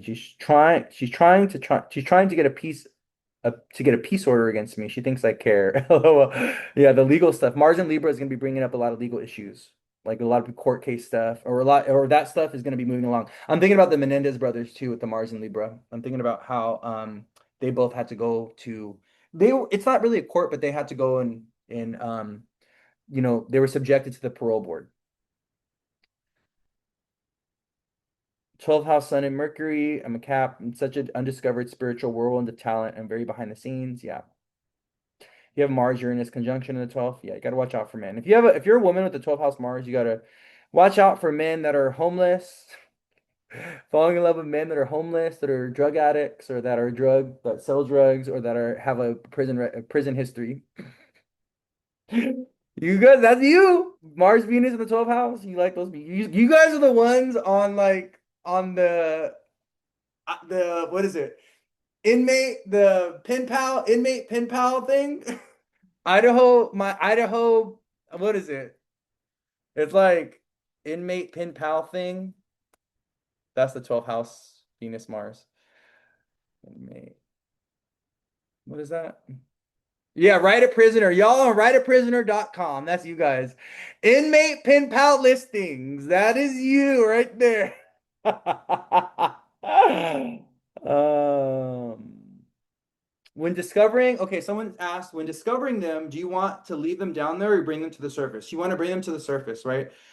Your task, if you have 12 house placements, is to develop a deep spiritual relationship with them, is to go down into the depths and uncover your traumas, your apprehensions, your fears with those planets and with those parts of your life or with those parts of yourself. You got to bring them to the light and bring them to the surface, and you got to share it with the world, right? You got to share it with the world.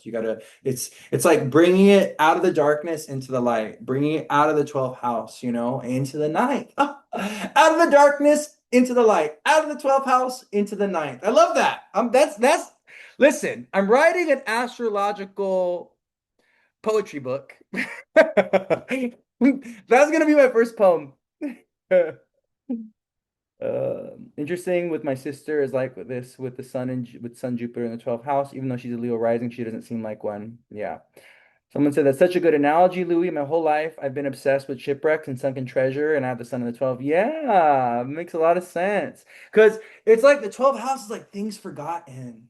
The 12th house is things forgotten, things, these unresolved mysteries. It's like these things that have happened or things that we've experienced that have been forgotten. There's something very nostalgic about the 12th house. And this is also like a Pisces, Cancer, water sign thing. Water signs, 12th house people, 8th house, they're very nostalgic. They romanticize the past. They also can rewrite the past for themselves, and they can be a little delusional about the past. Like, they could have gone through something that was so traumatic and so difficult, but then they reframe it in an emotional, spiritual way to where they learned something or it brought something out of them, right? And then they reframe it to be something very positive or be something that they had to go through and it brought them to this thing, right? So there's something about the 12th house that's also very, very nostalgic and very whimsical and very longing for something that's missing, right? Something about that 12th house that has that type of energy. Virgo 8th house sun. Asked my grandmother to communicate with me through butterflies. 10 minutes later, I got smacked in the back of the head by a butterfly. I love that. Your dad dream. Yeah, my dad has Neptune on the rising. So that's another Neptune. My dad is a Scorpio rising, Leo stellium. He's got North Node, Sun, Mercury, and Leo. And then my dad has Virgo moon, Virgo Venus. Yeah, Virgo moon, Virgo Venus. What else is it was Saturn Aquarius. I know he has Saturn Aquarius opposite his Sun, Mercury, in Leo, and North Node. He has the nodes in Leo Aquarius. Um, and yeah, the Pisces, the Neptune on the rising though. If you have Neptune in your first house, Neptune on your rising, Neptune conjunct Mercury, you're also Piscean Neptunian, which makes you very spiritual, very emotional, very intuitive, activates your dream life, you know? Activates your dream world is what I meant to say.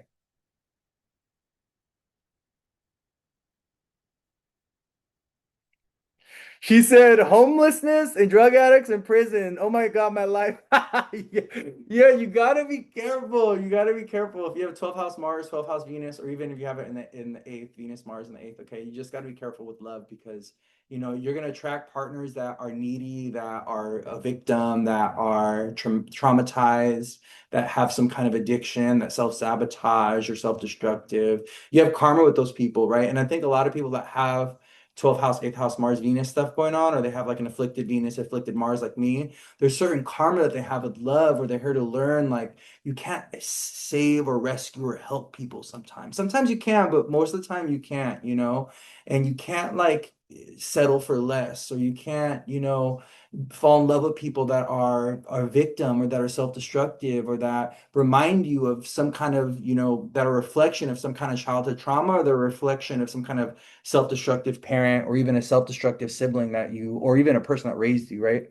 That's what happens a lot of times. We end up with people that are a mirror or reflection of a traumatized person that raised us, you know? Sometimes, and it's interesting because sometimes people would be like, "Oh my God, I'm never gonna date my dad," or I don't want to, not like that, but it's like I don't want to date someone that is a reflection of my dad, right?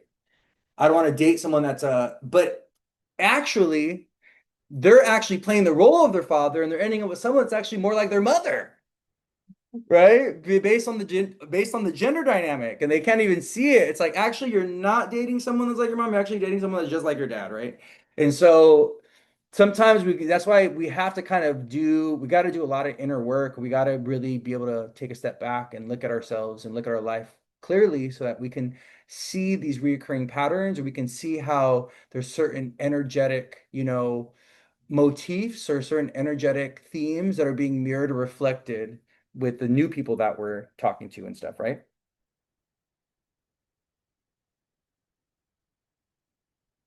Venus and Capricorn in the 12th is a cheater for a man. Yeah, if a man has Venus in the 12th, I would definitely ask him about his love life, and I would like wait to see how he goes about relationships and partnerships. Because when I see a man that has a 12th house Venus, it's a that could show up in a lot of different ways. That can show up as like he doesn't respect or appreciate women, or he has a disconnected relationship with women, or he's been deceived and cheated on and brokenhearted. So he's a little jaded and he has trust issues. He has self-worth, self-esteem issues. He has a bad relationship with money. These are all 12th house Venus things. So you just kind of want to like pay, you want to just take note. Like, okay, he has 12th house Venus. What does this mean? How is it showing up in his life? Because if you're seeing it show up in a certain way, then you can be like, okay, well, it's not showing up in the realm of love and relationship, so then I'm good, right? So like that. That's me. I live in the past until I heal from it. Pisces sun and Cancer rise, Pisces sun and rising and Cancer moon. Yeah. Yeah, water signs have a really hard time. They're very nostalgic. They're very like reminiscent of the past and stuff, you know.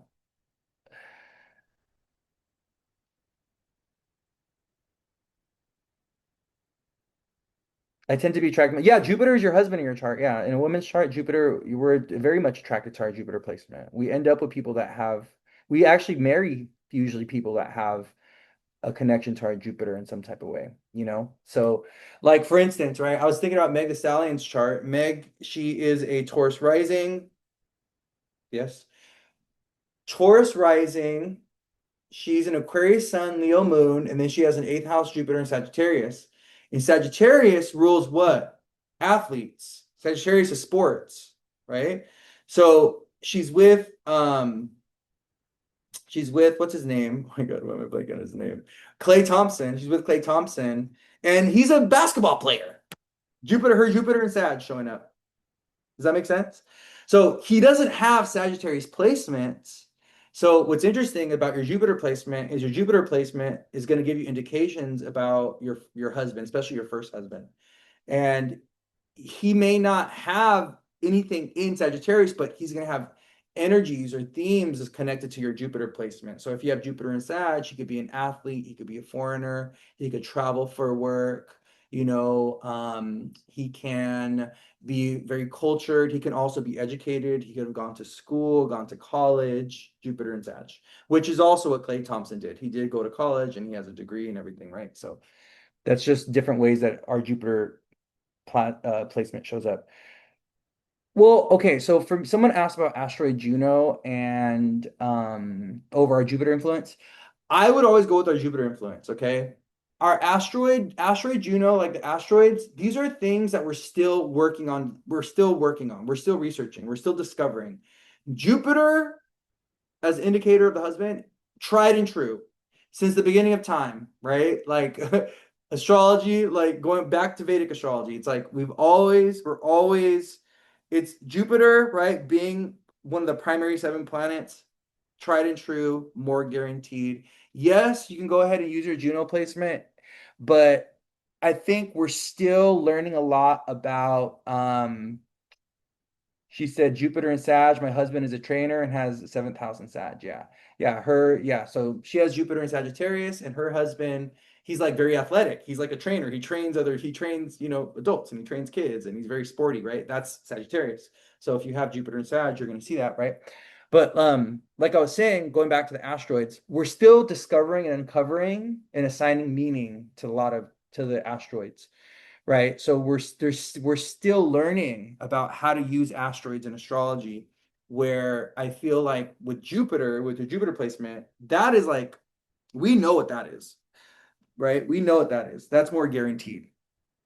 Okay. And because I do study Vedic Eastern astrology, I use a lot of Vedic or Eastern significations and delineations and stuff. I use a lot of their wisdom and their knowledge and a lot of their processes. So, Vedic astrology does not use asteroids. Vedic astrology doesn't even use the outer three planets. They don't even use Pluto, Uranus, or Neptune, Vedic astrologers. So in Vedic Eastern astrology, right, in Indian astrology, they only use the original seven planets and the nodes. They don't use anything else. They use Rahu, K2, and then the original seven planets. That's it. So they're able to do very, very accurate astrology without asteroids. So what that tells me is, you know, in my own practice, do we really need the asteroids? I don't know. But I think more is better always, though. The more information that we have, the more access that we have, the more tools that we have. Yes, I think we should use the asteroids, but I think we're still getting acquainted to how they work and how they show up in our life and how they show up in our chart. You do the best initial readings. Oh, thank you. I appreciate that. Appreciate that. But yeah, my loves, this has been great. So happy new moon in Virgo. I know we went off topic a little bit, but I kind of the new moon in Virgo squaring Uranus. I like was just like with all the new moon overview with going over the new moon. I kind of just went through it really fast. I feel like, I got through it pretty quickly because it's Virgo energy. It's Virgo season. It's go time. We're feeling this energy of like, we gotta perfect, we gotta clean, we gotta organize, we gotta, streamline, we got to enhance, we got to heal, we got to support, we got to be of service. Like these are all significations of Virgo, okay? And the sign of Virgo and what this new moon in Virgo is asking us to do. So that's what I'm doing this weekend. This weekend, I'm doing my laundry and I am cleaning up around here because my place is it's never gets bad. My place never descends into chaos like other Pisces people. Okay. I've been really working on my relationship with Mercury, my relationship with Virgo energy. But yeah, this is a beautiful, beautiful new moon to throw some old shit out, like throw things out that you don't even use anymore. Like clean up your life, like do your laundry, take a shower, do a salt bath, do like a cleansing ritual, Virgo. So I'll end with this. We have a few more minutes left. Virgo is a sign of purification, and Virgo is a sign of cleanliness.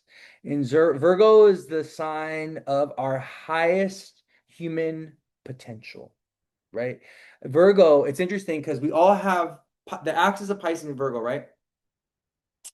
Virgo is the illusion, Pisces, of perfection. And but that illusion of perfection, it's also given to us so that we can aspire towards it. We may never reach it. We're never going to be perfect. Nothing is ever going to be perfect. Nothing is ever going to be great. Nothing is ever going to be fully complete. Nothing is ever going to be fully fixed, right? But it's the aspiration the reaching towards it. That's what Virgo is about, right? How clean can I get this? It's never going to be perfectly clean. It's never going to be perfectly whatever, whatever, right? But let me aspire towards it. How close can I get? You know? And I think that's what's so important about the sign of Virgo and about this, needing to improve, needing to enhance, needing to streamline, It's like this self-improvement. And I think that's you'll know when a Virgo is in alignment with themselves because they're always working, they're like on this like constant like self-improvement journey. They're like always working on themselves. And you'll see like when Virgo energy is in alignment, it's going out in the world, fixing things, cleaning things, enhancing things, organizing things. Like it wants to make it better. It wants to make it look better. It wants to make it look beautiful. It wants to make it function better, right? It wants to make it operate in a more, consistent way or in a more, abundant way in some type of way. Like Virgo energy wants to go out in the world. It wants to improve. It wants to enhance, right? It's like making things better. Virgo energy wants to make things better in some type of way. And you'll see that when Virgo energy is really aligned with it, they're on this journey of self-improvement. They're on this journey of inner work. They're on this journey of, I may not ever be perfect or whatever, but I'm going to go to the gym and I'm going to eat and I'm going to cook for myself and I'm going to, go vegetarian and I'm going to, hang out with the animals and I'm going to go out in the forest and right. Like they do all the things. They do all the things and and we need that. We need that Virgo energy. Like, if Virgos were not, if the sign of Virgo was not, did not exist, the world would descend into chaos. If we did not have Virgos and Capricorns in our everyday life keeping the shit together, keeping everything going, okay, we would descend into chaos. There'd be no organization, there'd be no structure, there'd be no stability in our life, okay? We rely on that. We rely on Capricorn Virgo energy to keep us structured, to keep us consistent, to give us a schedule, to give us a routine, to give us that sense of safety and security of like what's to come. We rely on Virgo energy for that, My mom is a Virgo Sun, Capricorn Moon, and that woman is like, she lives her life in a very rigid, straight line, There's no deviation. And she keeps everyone else in order. She keeps everyone, she cracks the whip. And she keeps everyone else, structured, in line. That's Virgo Capricorn, right? Energy. And we need that. We do need that, you know? That self-discipline, that self-control, that commitment to our health and that, you know, we need that. We need that structure, my loves. We need that energy. And so may this new moon in Virgo remind you to, brush your teeth and eat your apple in the morning and, wash your dishes when you get home and make your bed when you first thing out when you wake up. Okay. Army mom, my mom would have done well. She would have done great in the army. My mom would have done wonderful in the army, honestly. My mom would have did. She would have been a sergeant by now. She would be right there. She'd be a general. She'd be at the top of at the top of the food chain. Just just mopping the floor with all these men. That's what it's so funny. Yeah, happy Venus Day, happy Friday. Army mom. So funny. I love that. Kind words. Yeah. All right, my loves. Well, this has been great. It's been wonderful. Appreciate you all hanging out with me for the last 2 hours and tuning in. Um, so some updates this weekend. Elise and I are gonna go live and we're gonna talk about Virgo season and we're gonna talk about the eclipses. So we're gonna do like a 2 hour live. We're doing an overview of Virgo season and we're going to talk about the eclipses and we're going to give you guys some tools, some strategies, some things to come, things to expect around Virgo season. Okay. And then on Monday, we'll be doing our week ahead forecast as usual. So one of the things that's really important, I don't think it's that important, but for me, it's been important for me. So for me, Virgo season, right?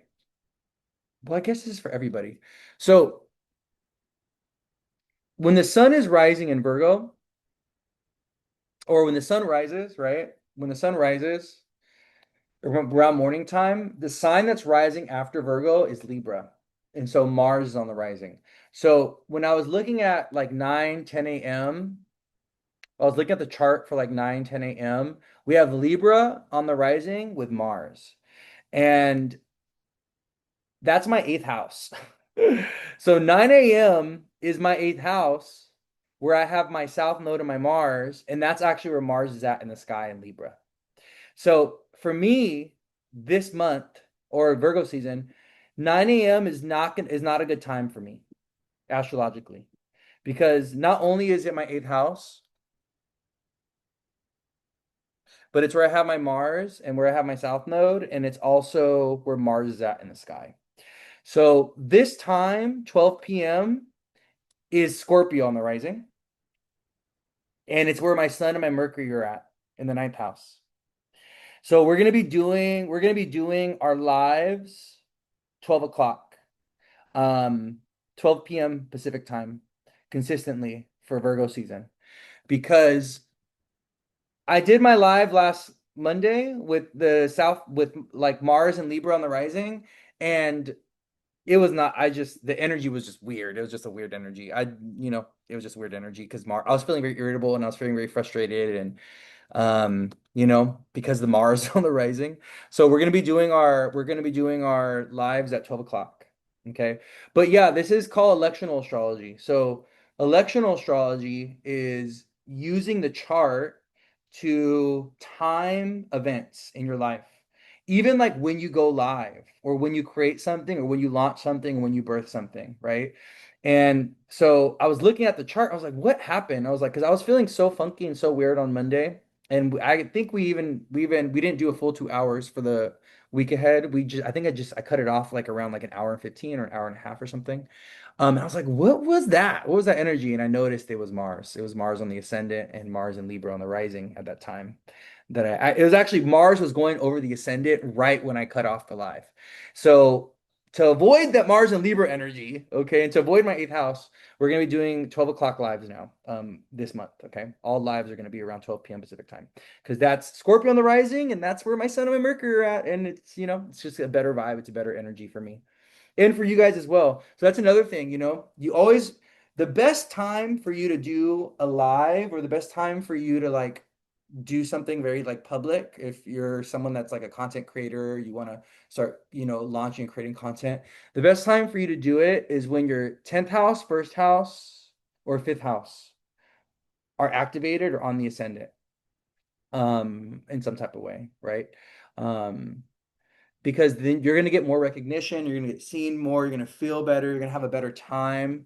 And you kind of want to avoid doing something public or doing something where you're having to like present something. You want to avoid doing that when the eighth house or the 12th house or your eighth house or 12th house are on the ascendant because that energy is very like you're going to be in your head, you're going to feel very nervous, you're going to feel very depleted, you're going to energetically exhaust yourself, right? So something to keep in mind, you know.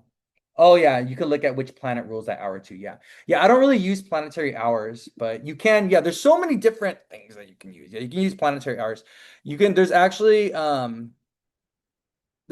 planetary hour calculators that you can use as well. It's really interesting. So if you search planetary hour calculator, there's actually a planetary hour website called planetaryhours.net that will tell you for the day, where the hour, like, when the next planetary hour starts. So we're in the hour of the sun. Makes so much sense. We're an hour of the sun, you know. Um, Where before we would have been in an hour of Mars. Yeah, so this is a perfect time for me to do it, actually, the hour of the sun. Doing something public, doing something seen or visible when, we're in the hour of the sun. I have a good relationship with the sun as well, so in my own chart. What is the South Node in the 10th? Yeah. Have you done a reading with me? The person that asked that question. If you haven't done a reading with me yet and you have questions about your chart and you've never done a reading with me, you should definitely definitely book a natal chart reading with me, okay? I actually have availability next week, so I've added some more times to my calendar. So, but yeah, if you want me to dissect your chart and go deep with that, you should definitely book a reading, especially if you've never booked a reading before. I think just getting one reading with me is enough, honestly. Yeah. Okay. All right, my loves. Well, you guys have a beautiful, blessed day. I have to mosey along. Where's my dog at? I got a couple readings I got to do. I got a couple readings I'm doing today, and then I have to take my dog on a walk, and I got to get myself some lunch before I jump into my reading. So I love you all so much. Have a beautiful, blessed day. Take care of yourselves. Be well. I'm gonna go ahead and upload this onto YouTube by end of day today, and I'm gonna post it right away on Instagram. So if you guys want to go back and rewatch it, you can. Okay. But I love you all so much. Thank you for being here. Jazz, congratulations on your baby. Ooh, that's Jazz. I was looking at your page. You just randomly came across. I don't know how you came across my timeline, but you randomly came across my timeline, I think a few days ago. And I was like, oh, she has a baby. Oh, it's so sweet. So congratulations on your baby. I love that for you. Looks like that baby looks like it's the joy of your world. I love that. Now, I love that song. You guys know that song, Zion? Now the joy of my world by Lauryn Hill. That is such a Jupiter, Venus, and Cancer song. Now the joy of my world is in Zion. When she had her baby Zion, she wrote that song. That song, do you guys know that song? Zion by Lauryn Hill? That song is about the very difficult choice that she had to keep her baby. Because everyone was telling her to get rid of her baby, and she's like, no, like God sent this baby to me, and I'm gonna have this baby. It's a very beautiful song. It's a really nice song. And she talks about how she had to make that very difficult decision to keep the baby, even though it was gonna impact her career and stuff. Really good song. Highly recommended, especially with Jupiter and Venus and Cancer right now. It's so interesting how that song came to me. Yeah, it's a good one. All right, my loves. I'll see you guys, okay? Have a beautiful, blessed day. Take care. Happy new moon. Happy new moon. Set some intentions, okay? Tell Uranus, tell Mercury what you want. I love you guys. Bye.